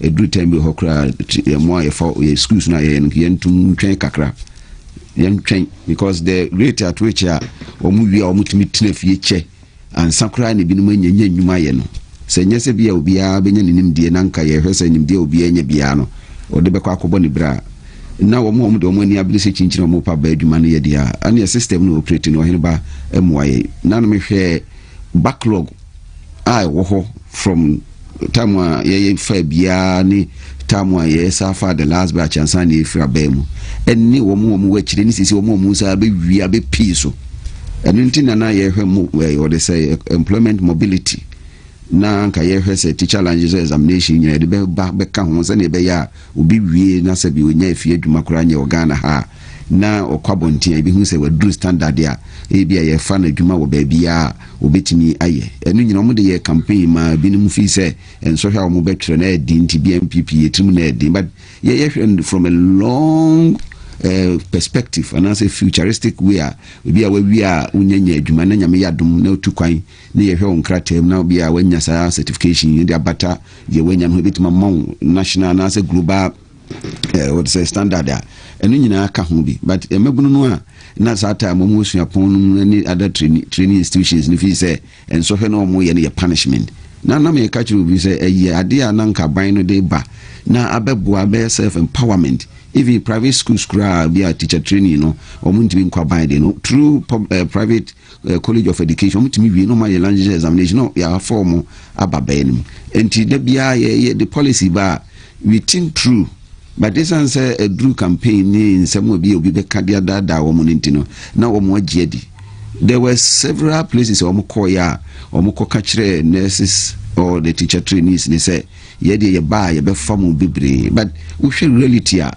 time omo kasa nsem ya ne be mutifia na omo enya adwuma nyeye omo ka ni nyina ne be susu schools no mu a na institutions no omo so ba be ka ho na omo be piece omo atimi outdoors no be drum ne budget ya ye sanse sika ya ho santi ye ntimi mfo omo nyina nti Oheneba de ye kan nyina no ye kan ba be wi se toaso a na abeye national security threat eno ne na mabunu ni bi ho omo do ho agege tibia bi mu a emwa wo mu because obi ha nko nye na dwene kura se enema bi obeye emuma ehawo emema so omu na frustration depression eni niema ekeka ho no mu ye niema emfata omu de omu fi se omu ntimi krakra omu ho no so atie se niema ebi eye bonimu ene bebre hu omu a se obi o ha on kaso obebro nsa na so obeye bibia na wode no ho agetibia bi mu a o pesika firi so nya dwuma nye de enye yese an idle hand no etwa etimi nya dwumafo ye ntitam bia ban bia no ani so ade hu ne se ubayi yen hyehyeye na youth no ayeba no so etimi anyi omo chefa wom enu ntina da bia meka say ye preparation for mine no in terms of budget ya ye no more political than say be serve the welfare of the people in the social justice system no bibia ye bia ni hu say o say boa ahia for mobrofo but it do time we say dia na ye you few na ye na ye be pray ye dia nya me nwanwa say ene obia pese onya kwanya obekọkọ politics because ye kan teacher ni bia kira dia 100 pension pay kura o kwa 100 news 35001 you know ntisi wo school ni nyina wie kura na obusa no ho se na we kura dia na me de be ntisi onya kwanya na obowura ba bi na se onya ba adwuma bi ana sa ban politics bi mu wura na o de no so afa kwan foforo so emu afoforo ndo Oheneba ye koya anim no we need to look at how ye be for a long term plan because afibia ya admit students and this year because from next week and Saturday you see the number of graduates your graduation no more bus system no more sabet na obra adwuma bia nya de eliho so from Monday in KU koso sa koso we nyina babet na few na no ye budget ya wo se wa ye budget ya bebu ya wo hwe budget omo ye no wo kan ya wo se big push no mum ho na adwuma no do bo big push no wo ko na wonye engineer anya se ya nye lebra adwuma no hene ba ba fa lebra adwuma na we ye permanent job na wa infa o de azumi kra se bra wo hokra no a ufa wadwuma omu kwa koyi krachi ni abi a wo no se de make and employment ebi kura wo wasua de anka wo pe adwuma bi akwakoboa wonim de se yese emu fa ni nyina ye big bush na se yesi dan no a concrete na bi a yese bra beso a wo ye carpenter ni ye adwuma ni wi a adwuma ba ebiem na wo ho a wo sa ba beye enti sa 24 hour economy a wo mo bo mo ho nsamna ne a be biom be ku bia na prominent wo mo campaign mu no ene ye hu ba bia 24 hour economy eko ye hu policy document bia ye hu direction bia eko na de se big push ni mum na mbabunu no se ye hyase se yi akwanya se wo mo de wo timi ye wo mo de ba ku bia na ye so mo feel potholes na mo friend say you fin road patching no ekosi say you fin driving ekosi say sometimes ye the policy ba ye hwe policy a wo dachi say ye se ye nya bit my test of time obi a bit me nya ho fa so but ye campaign ani abeki kansem say ya ndimi de bia youth ne ameka chrom zamrante mo na mo bo mo bra fa nti se mo ye bibia mo ntie nsem no e ba no coders was be fa say one say 1 million o hin ba code ni nyese ofiti ya no wayo me ye programmer metima program metima develop software man untimi hyase ne se obia no omra me ye bi ena wo ye wie kura the demand and the supply hefa na wo betima yama obi kwa kwese wo beto enti se ye beye na institutions no yetimi nya very good investors ya te se ba me ho ya ye wo sa or the Silicon Valley approach ya ye titi mabunu but so ordinary be say da kope o me ye code and one fan create employment man ho a o here ba nye practicable enya achievable because coding na ngaza ba university a o mo ya IT ni computer science ni o mo nim say program ya dia deep a menu ya ba na hini wa hei no ye dwuma no onim o mo ba computer science on bisa say o mo hwe o mo transcript a bebre kura kwa no o mo twom ho afrim enti say no na wani da so say e bia wo di be ya ma create adwuma enye sei enti ni ye ka say ye policy a ye hyase mfimfimfin it should be a long term and no na ye MPP ye ka say ye be hyase afri form ti hu say ye time hyase ye che laptops no ne one tablet ni nyina no na it was the process ye dey prepare nkwala no hu say ne curriculum no ba even secondary school cry ICT ni nyina be elective and wo ba ne build on sa and no mre bi no ni nya a set of people who are interested in IT no be specializing in the coding but say bia we say obi mra me ye bi no enye ade a ebebo eno ye hu maache to he ba say de ye kan nyina ne say eba o mo share ye so mbe ma ye nya adwuma ye mabunu be nya bia ye hu ba bia mabunu na adwuma no ye de e free ba budget ni no ma ready ni nyina no any hope for say e be create nyuma bia ma mabunu no chief remember one bio as I said earlier nurse for ye adwuma abosumi du ebirim du nine Omaketua MI teacher for about 10 months. Omaketua MI junior doctors. And the Matisse University Teachers Association book a research allowance requirement just a year to 2. We unko for mumdi no mutretia at the moment. Near my every year few on Montana University for school fees raising Ninanum. I buy the chest yes, I feel no all to Tony Mazo but also koto presidential jet mienu choppers 4 at $1.1 billion. $1.1 billion. Chief. You say abane priority. Onye Ghana for Ama is the who. I'm a collective view as he is a who. He's a who. There's a bia who MP. He's a whole. I'm saying, and my would was I, Mama is a whole. He's a whole. I'm saying, he's a whole. So I'm like I say, I told you, a cuckoo. Now, and the crew will say, and your one and none, I'm see a jetty away, a papa. Now, go out to go to me through no jar was wrong.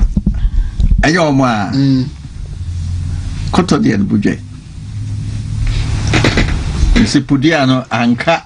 The general etwa konfo de ya da ku bejebu na ni kra na ti sen nom de asimbo ko nwa hu de ye no eye nwa ya nka ho asem nwa omokoto ne boy saying type be na omokoto internationally no ne omokoto sa ne to no ana obi ntobo be 60% guso emrantie ne baba wa a mo wi school ye see ye ni sika e dey for mo jua me ka say baba mfoforo for 2 years na mem dis ye kai bo apia ka say na adoda kwa kuvu adoba mi constituency ho na ye kohwe kwa farm place ho ko council of city form ho na president abana me na anam dikan kohwe ho so ho no maye na me ka ni apia 2 years abaya antoka 2 solid years because we needed to employ about the programs mobrofone wion ho to mo e de aba to the factory one the budget no ke huna on ba kan de amukoto all these billions of dollars na mampani ababetinim se na no chopa no se kama pa Ghana na kofa to yenchem e de brain ne to ne kan hadwen ne na no se to enyi ne bre wo mu kura no e wo se yeto ana e bre wo mu e wo se yeto ana e hu hia yen sisi ai wo mi is a priority for Ghanaians and Ghana for nsem o ka kire yen no ehwehwe and Ghana for ehwehwe ana enti oiba ade ne de minim so Wontumi nyo right from the done ya na so e besa sa ko chi asa kwaja no usaku anim kakra no sa ko chi kakra o besa de ko chi 20 years ansa na asa ma wodi 3 years e jo ma onsa ma bim wodi 4 years pe so tasun fi mo twede a e de be ko be 20 years ansa na asa reorganize ho asa de aba enti on be ko so aye wonu se na number e communication minister ni ministry ho e ma 78 million budget no mo ye baby bire ho no ma ye ntues kan ba communication for 78 million Ghana cedis ekoi e ho antechima ntino asem bia ba media fo bibire ntimi nka ho asem media fo bibire ntimi nka no currency de Ghana no o se ka ro bia te yinim se bi skano wo mo bidi anasa de ai ti aban nan kasa na tena ye de ne budget ndi tuatum tem bani aka ni nyina emfa budget o me no nanu de about 50% yes resources no ama enti ni mo me so be nyina mo ntimi anye ena ma sa de foforo so asa betumu a bibiri ho kra anza apia budget mu ko abiem ebi amakra bibiri o ma ama budget mu o mben 2025 bibiri anza ama and then kesa we repeat you roll over no that be Ghana for them say refi we will have short memories on one kai yanti wasam nyoma the omo manifesto ni asem omo kai here promises of the Ghana for nyina ahwe be 2028 no muntimi nye be 30% kura se ne ko die nyoma de bomo safo nyina se dollar so tie enso nyoma bo nkofo mo petru yatum dollar so ate electricity bo kwasro awi levy afiri ho na di levy no mo e wosro e di aba enti no mo ba be tutu petrol me be affect no me nyina ma no me nyina bo akwasro ne sa hadwe kura se o hiba o mi zika ne kwa bonten akwa koto jet aba betina mu wonim se zika se ba Ghana fo botom no 62 billion o matwe e kutu Bank of Ghana enti sika ho be den the normal demand and supply condition no sika ne ekitwe bi pa ubekwa akofa ne na ba begu ho nso ebedu bronya wo bi manento ndu nyu bi manento so tete so ne ba fom na uboka ndi agedifo nso omunwinwiri ho ne mo mpaye efisa ban na dwe so baby bia me ebo ensema man o nwiri Ghana fo ho se kadam kwa kufu ado ye ne sanke bi anka bo aye bo ye na dwe se me hye man na me man na gina ye tumpa ko yenim yeah boy say mama but it be affected negatively the next 2 years no be interject ndi obetottenham we say na no you see in the na nya sempa o the won so the 77 nya de pa the bi hunu na wa obo say na abo hu ade so na say o ha yer pa ka beti ma ye juma abedi amuze bi repair bi ndi o mami ehunu ne yekọ akoto no o mampani de no hia yenko fa so betu kwa na asam atore nche bi akọ akosi ne negligence sen na no de ya esi ya say weda no utu ayi nu so ade na ho de ne ntimi entra weda no nkosoro weda ne nye wosisi betu aka de obetu ma obi wa asanteme mu akogina mo na mu ayama mu a ensehe ade no kura ne hot munfa program fufuru bi amai e program dada ya na ho ya ena mo so mo sa asem kina nti obi nka se ontra na nkofuru puli bi na ekotena hwe na nkofa tore nche mre ba mi hu ba bi o mokoto no type ba na o moko akoto ne wiase nyina sa na eto no na wo de ba ebedi mfie sen de de na ba beye na obi mfa ni chubo bi nkonkoto so boom boom boom boom boom na mrante na mabawa no but for all you know price here they have to sway Oheneba obetimi ato bi e cheap e papa kura se na ekoto you well manufactured price na Canada so bubuno I beto e boas di mfie bi news se akwa kutua no ebetimi nya bi a elfo a papa scan bi be kam ye dia fa mabunu njuma na mamenka bibi nso mi ni dia waka nso se university for so ntiase university ko ye nko se e di be yadwuma entina ko legon a ye kire bibia uru adwuma mu ha na ma 6 months probation se bra be se ubetimi ayana enti ye nkonkon se dwuma nkon anti ne mu be building dia no na ahokire ba betimi de dia no so ayi bibi fufuro nti aban imise mfie mi nsem ye di enimu die won se da mfa modwuma nti mrantie ne maba won se da mfa modwuma nti mu mi empe bibi ne mfa nsanje se ne be ya ye twen se ne kusua ho dwuma betime nye ho dwuma no ema ho kire ema ye so ne akayawofo ene mi so mu ye online trading ni sa ne won no nyina ni pa bibi ye bi international can import obriko ni man ko bia skani nyina nko ya nkofo be ma na tuntum bi ni nti yempe bibi fufuro bi fe yansa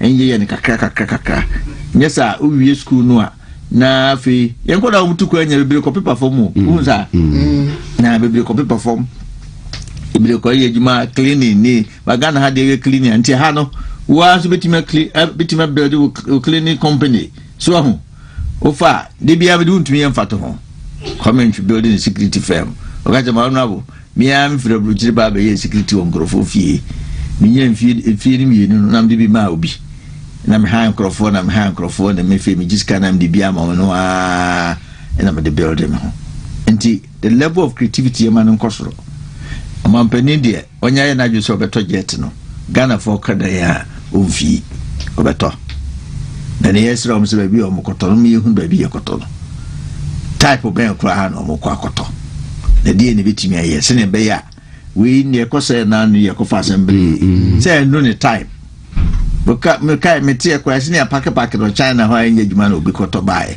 nso se na yo time one no koto e tembi yo no mto jet no ne kofa assembly bre nti o mi hunu ne o mokoto no because mampani dia is the number 1 gentleman of our country ni kwa se bone ye de eto no yen kwa se obi afumo kumti obi nso mfunya ne ma o mi hunu ne ekoto no ne ekoto he ne ekoto no specification no eyeden infuse na bedie enye deda bia be refabrish no ma penti mamento na de aba bedi mfi mienu no na sa akoya de foforo na mbrante ne maba wa no omonto ombo ase ntwen MPP service aba bi afi ekoto aba no a omonti ase se omonpani ne NDC omonka so betukoko mu omoboa omka se galamse ometimi atwemu a omoboa omka so mbo mbefa modwuma mu a omoboa omka mbeso metie school fees a omoboa anyam omka nyina na omoboa dada kra omka ne sei no ye ne sei tumi eno omohwehwe enye sa de bia no muntimi nkomanum die tumu nyina amofo akom Oheneba last time na me ka priority ho asemo de yana ma mabunu nyina sebe omani bre so mo pa ba adwuma ye ne se one ne classmate ene shase mu wieye ba ko de otimi gboguru aba mu ana sape na ono na ne ho atoni. But last week when na me catch was society biano, we need to invest first in the welfare of the weakest. A budget ya ebe ene be fi saa nkrofo ne bia na budget no ko be yekoto be kuma ya kakwatua asem so bi awie school wa yadwuma ba mfie de ho na katua nya de ema but obi de onya akwanya wura aban nu na no ya na katua timi ba de na ya ne kofa saa de nyina ya de eba tina ya de bia no ye ya yese wo mon konkosi anam no ye mom ye som wo mo de bia manwofo pe comfort against the very people who yese ye baba be som wo mo no se de ne ye hwe teacher for adwumafo e Ghana ha nyina no yese mo ya mo patri 9% but yet make ukuru bi mu dia de ko 67%.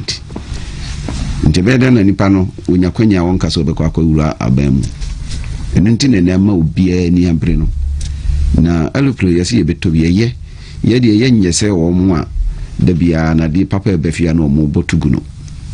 We are moving away from negative from say wo de da bia mo pese omo yadia omanfo beji omo atum say omo satisfy omo yenka senye but when we dey ebusa ne say ebra so si yetimi to e9 no sabi yesika so e9 no omo say long term project there but we hwa man bi kura omo do omo ho yetimi ko bobusin ho abobusin omo so omo presidential jets yesay anenti na o say chinchina yetomi no Oheneba tembia no ka wo hwe what they say yes we hwe aboa no hwe ni ntakra ansan wo hwe ni kasiye ana nka umra paso so anke na nenam there are other areas here if you say si yetimi bua ma ye de hono mu nko nanimu a enipa dodo no abenya ho mfaso de yekoto saa mieni besi ho na untimi nyusu ni nyina simultaneously na ba ko no esi ho na ye dey country have a plan say ye to ba ko bi na bia de ye kan chopesi so ya to bi se ne be ya ye ho be hare ye se de no minu aba na hene kan tambia no ye niema asi bi nyemu adokodoko de as against the will of the people ebia na no ye ba na ye kan express road ya ye kan Accra de se ntinka ba ko na wo ho no ye ntimi nye but obi nim se o ye ba ko no a eno no be nya ho mfaso ne bi ho kra na ye de ensa koka no no nya ntwobo no wate ho ne kwa ne da ho na enipa ya osese wo mfaso bi anya dai amaso amawo ye de yenye se wo musele medin ka kan a wo bo na nado dan kopo adu triso eje ho pa ma ebinim to the extent cross wo mutimi ka se wotimi dware wo wiem tinano na me bisa se his excellency wo tu kwan akoba bi ne bi hotel no pese wo hohoro no ha wono de wonware ana ena se lupe no timu a etese trotro wo de kwa wo so gina na me nkodwonso nti wo hini be niam ne bi haya na ya se omo be kan yetimi etiase ye ma o convince ye. And the kind of people who made this argument, yes, today they've lost all their voices. Omko Oheneba ya papa say o manya ye hyase ye se ye pese ye gina brane na ye set ye priorities ya areas ya benefit amanyofo nkwa na me ni ekoho. We are not saying it's not good.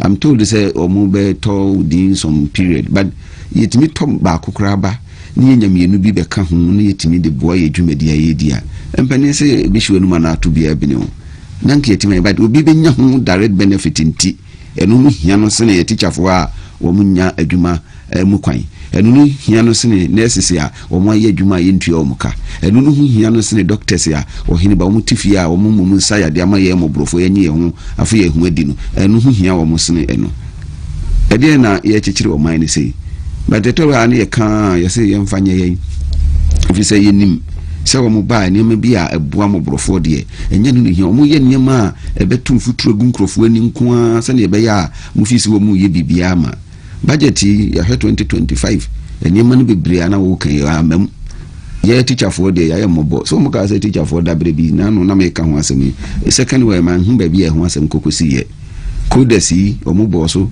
se de minu ba na hene kan ya ante hu maache saa ne tete ne nura kra ba kwa ye kote ya yira hosi ya se research bi anche se galam se nuane. When I heard that I was so sad. I was so sad. Emi ya papa the deputy abekami eno na no me kan se me na me be discuss no abekami ena ono emu no so John Melo abekani enim se ja top bottom up ne top down no ntino ayi de so hanyai ena great minister na ankasa on say me catch we say can no cross here twina because yen soma no enti say ni boss ti also twina say na won ni boss ya na adwene ho na adwene minister so ohini banti ye o man no de ade bia ye no o manfo o say boy abrabo de ehu hia ye nyina ye nim no kura mo say twa sika say ye mfamfa ite galamse no ye twa sika yesi na no liquid ye be hwe ne yahwe research be breeze yes here but tall list of research ya show ama even Ghana water mu nyina dia dance yes insu aye num nyina no chemicals ababe wuram woso bia ni dina sebe bia ni cyanide bia ni bibia ono no ka we na e bia obenya sika kura akraduane ababe dina wuni bi obenya sika kotwaduane wo baabi ofise onim se eye genuine enti ade no ma no mobrofo ene da bia ye bre ya Oheneba sometimes me hwese ne ya na ye o manfo wo se ye nyakwanya se ye kosoma ya ka kire o mo se ye kosimu anem ne akohihye niema na ye de aboa ma o manfo to ne ekuduru ha ensem bi ye beka bia nti se de ye ka kire o mo no but akwanya ba te so ba wonyim okowo obesu saa onya wo na ne ba no ho kina na ne wira fu ni ha o wom we mfie na ya o mo afa akonwe ya o mo tisui enipa bebre ene ekoha wo mu se de minua bana hene kan so de menen ne bohye first ebru probonso 2000 and now I say 1002 and yes 300 and they say no mo tode ko enyuma no yente so enti nipa bebre na esu enema e wabonte ese dollar nyina no ukwa unhu se bo na yede abafom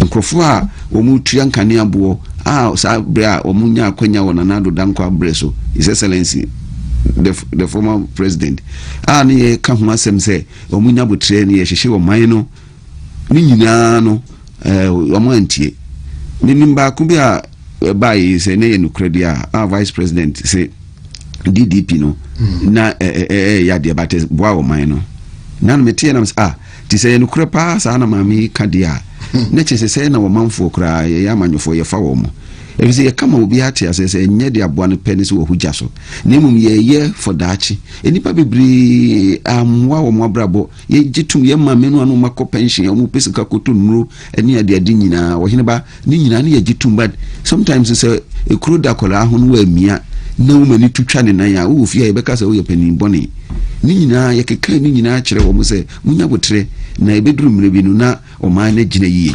wenu anu mo bra o mo bra yi nyina ma DC e bi ase na o mu de 5000 e ye policy a abani yen se de bi yen cut expenditure ti se won se o mu nya sika ndi o mo expenditure ni bebra o mo cut revenue shortfall aba Oheneba enya sem ketwa ye ka kire se to no mu yi no enje so wu yi se wu yi to na o ma no am ya boyen se mama ebeduru mrebi no na asabe hia se de ye bibi na se ye buy almost about 17 taxes in ye free ho single digit inflation ye de bi ba mo boje ye so but ni nyina no ankosi aga free se ase ho no ahihye ni yie ama sectors ye be wusika ama nyuma e betima boa ma mabunu enye bia ye na ba bia aban no revenue no be free no anhye mu kina e be ye kwasiko no gina kwantia ti wo do mu nchinchim dollar ne saa na mu ntu sika ngumu saa nyame yadom na am afofo program ende na yes abeko election ye omu betu sika guma e be wie ne economy no Oheneba bubububuro e yade a ya pa but omu betu never we sorry 20% VAT increment on local small medium enterprises 20% VAT increment nyuma boja kaka no VAT mbetu ya atum 20% this is where communist owie ye no and wama tax relief international community of $10 million tax waiver $10 million to Tata when you consult was to mia timamuni no and a foreigner day over him ojano over him no be a fetching a Shana Yan for Cano to be him bad no be a fetching a dear. Now Ghana do better the BBO. See, and the finance minister then minority leader we can say tax waiver they will never am I no parliament parliament and companies bear 5 beer. I'm saying, kiki, come up, ne can't for company. That was even under 1D1F. And I'm the kind of company. I have a from ranting him about what Juma. Never common strategy. You may come do another patch. And you are Wagana ha. We a businessman. We a company. We a Jumana who manufacture your money in our office. And we say be our business can. If I can be so Jusicano of the Clowini. Sa, Nyadibia.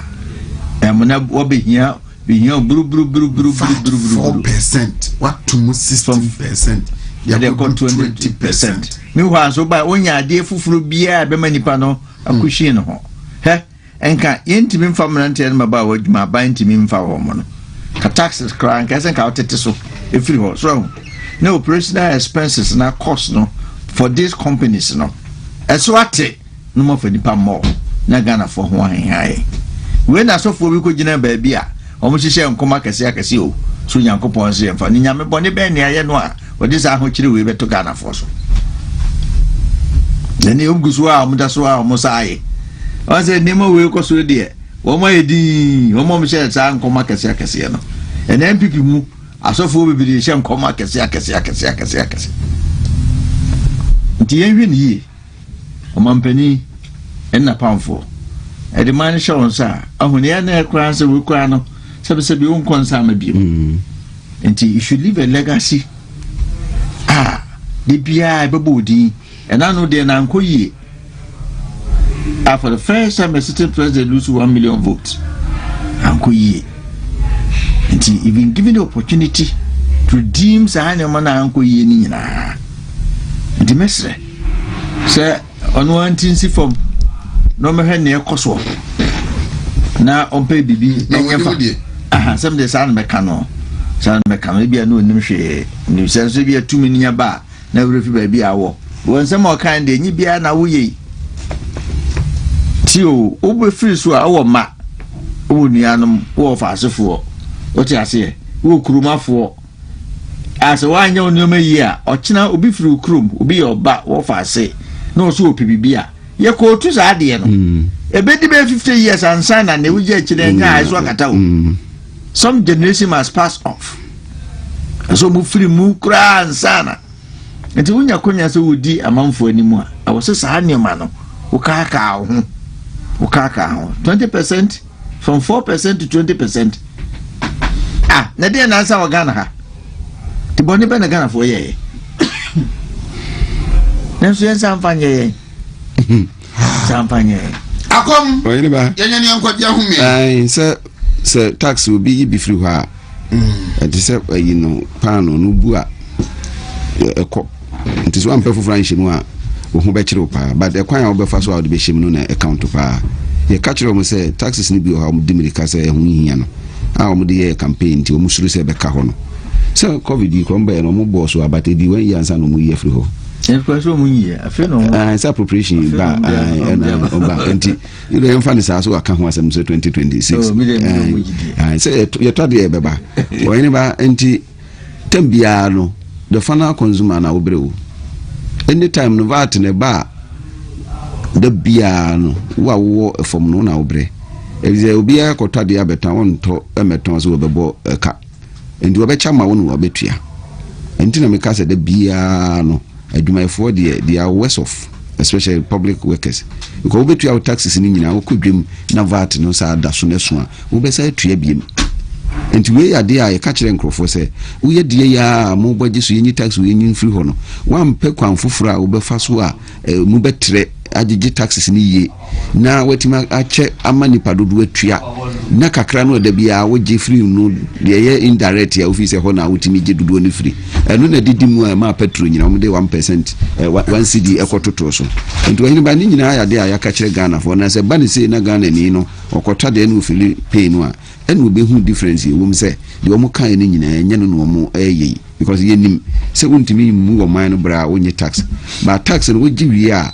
na wayɛ ne such a way sɛ wokɔ w'anim no ɛnsamfo wɔ ha woma na daakye nnipa bɛnya adwuma nyɛ yɛnya companies no nso so ho atɔ wɔ mu na foreign company deɛ wagyaa no sɛdeɛ menu yɛ kan wobɛhwɛ no nnipa no wanya ho mfasoɔ wɔ ɔno ankasa ne side na dodoɔ no ana ɛyɛ dɛn ɛbrɛ nti ne nyinaa ne ho nsɛm bɛba abɔnten adeɛ a na wotɔ a na ne boɔ no wɔ fam a ɛbia na VAT ne yɛ 4% na wokɔ na yɛ 20 na wotɔ a ɛno a 9% no teacher ne yɛde ama no ɛno mu na wodi saa sika no bi yɛ dɛ ɛkɔ akɔtɔ na ne yɛ kan sɛ nsuo ɛbɛkɔ soro rent bɛkɔ soro health ɛbɛkɔ soro ɛne TNT nyinaa nti sɛ ɔno no hwɛ ne ho no wagyaa wo sɛ wode ɛbrɛ a abrɛ so na wonya kwanya na wokɔto aba a na wahu baabi a wobɛto aba no akɔ ɔhene ba yi papa deɛ woyɛ ɛyɛ wo aberante bi wɔ adwe so watɛste me sɛsɛ wɔ sɛ menna wase paa m'anim no wɔ so yɛfrɛ no Alexis wɔ so wɔyɛ master so woboa no paa nti memfa se da ma wo Christian service Alexis me nuaba no hene so menna wase ma wɔ so wɔbɛɛ Christian service woboa no paa adwe so Alexis wɔ so wɔda wase nti memfa wɔyɛ akɔla bɔne wɔ mu Alexis so de wagye wo nkra yɛbrɛ no so enti ɛma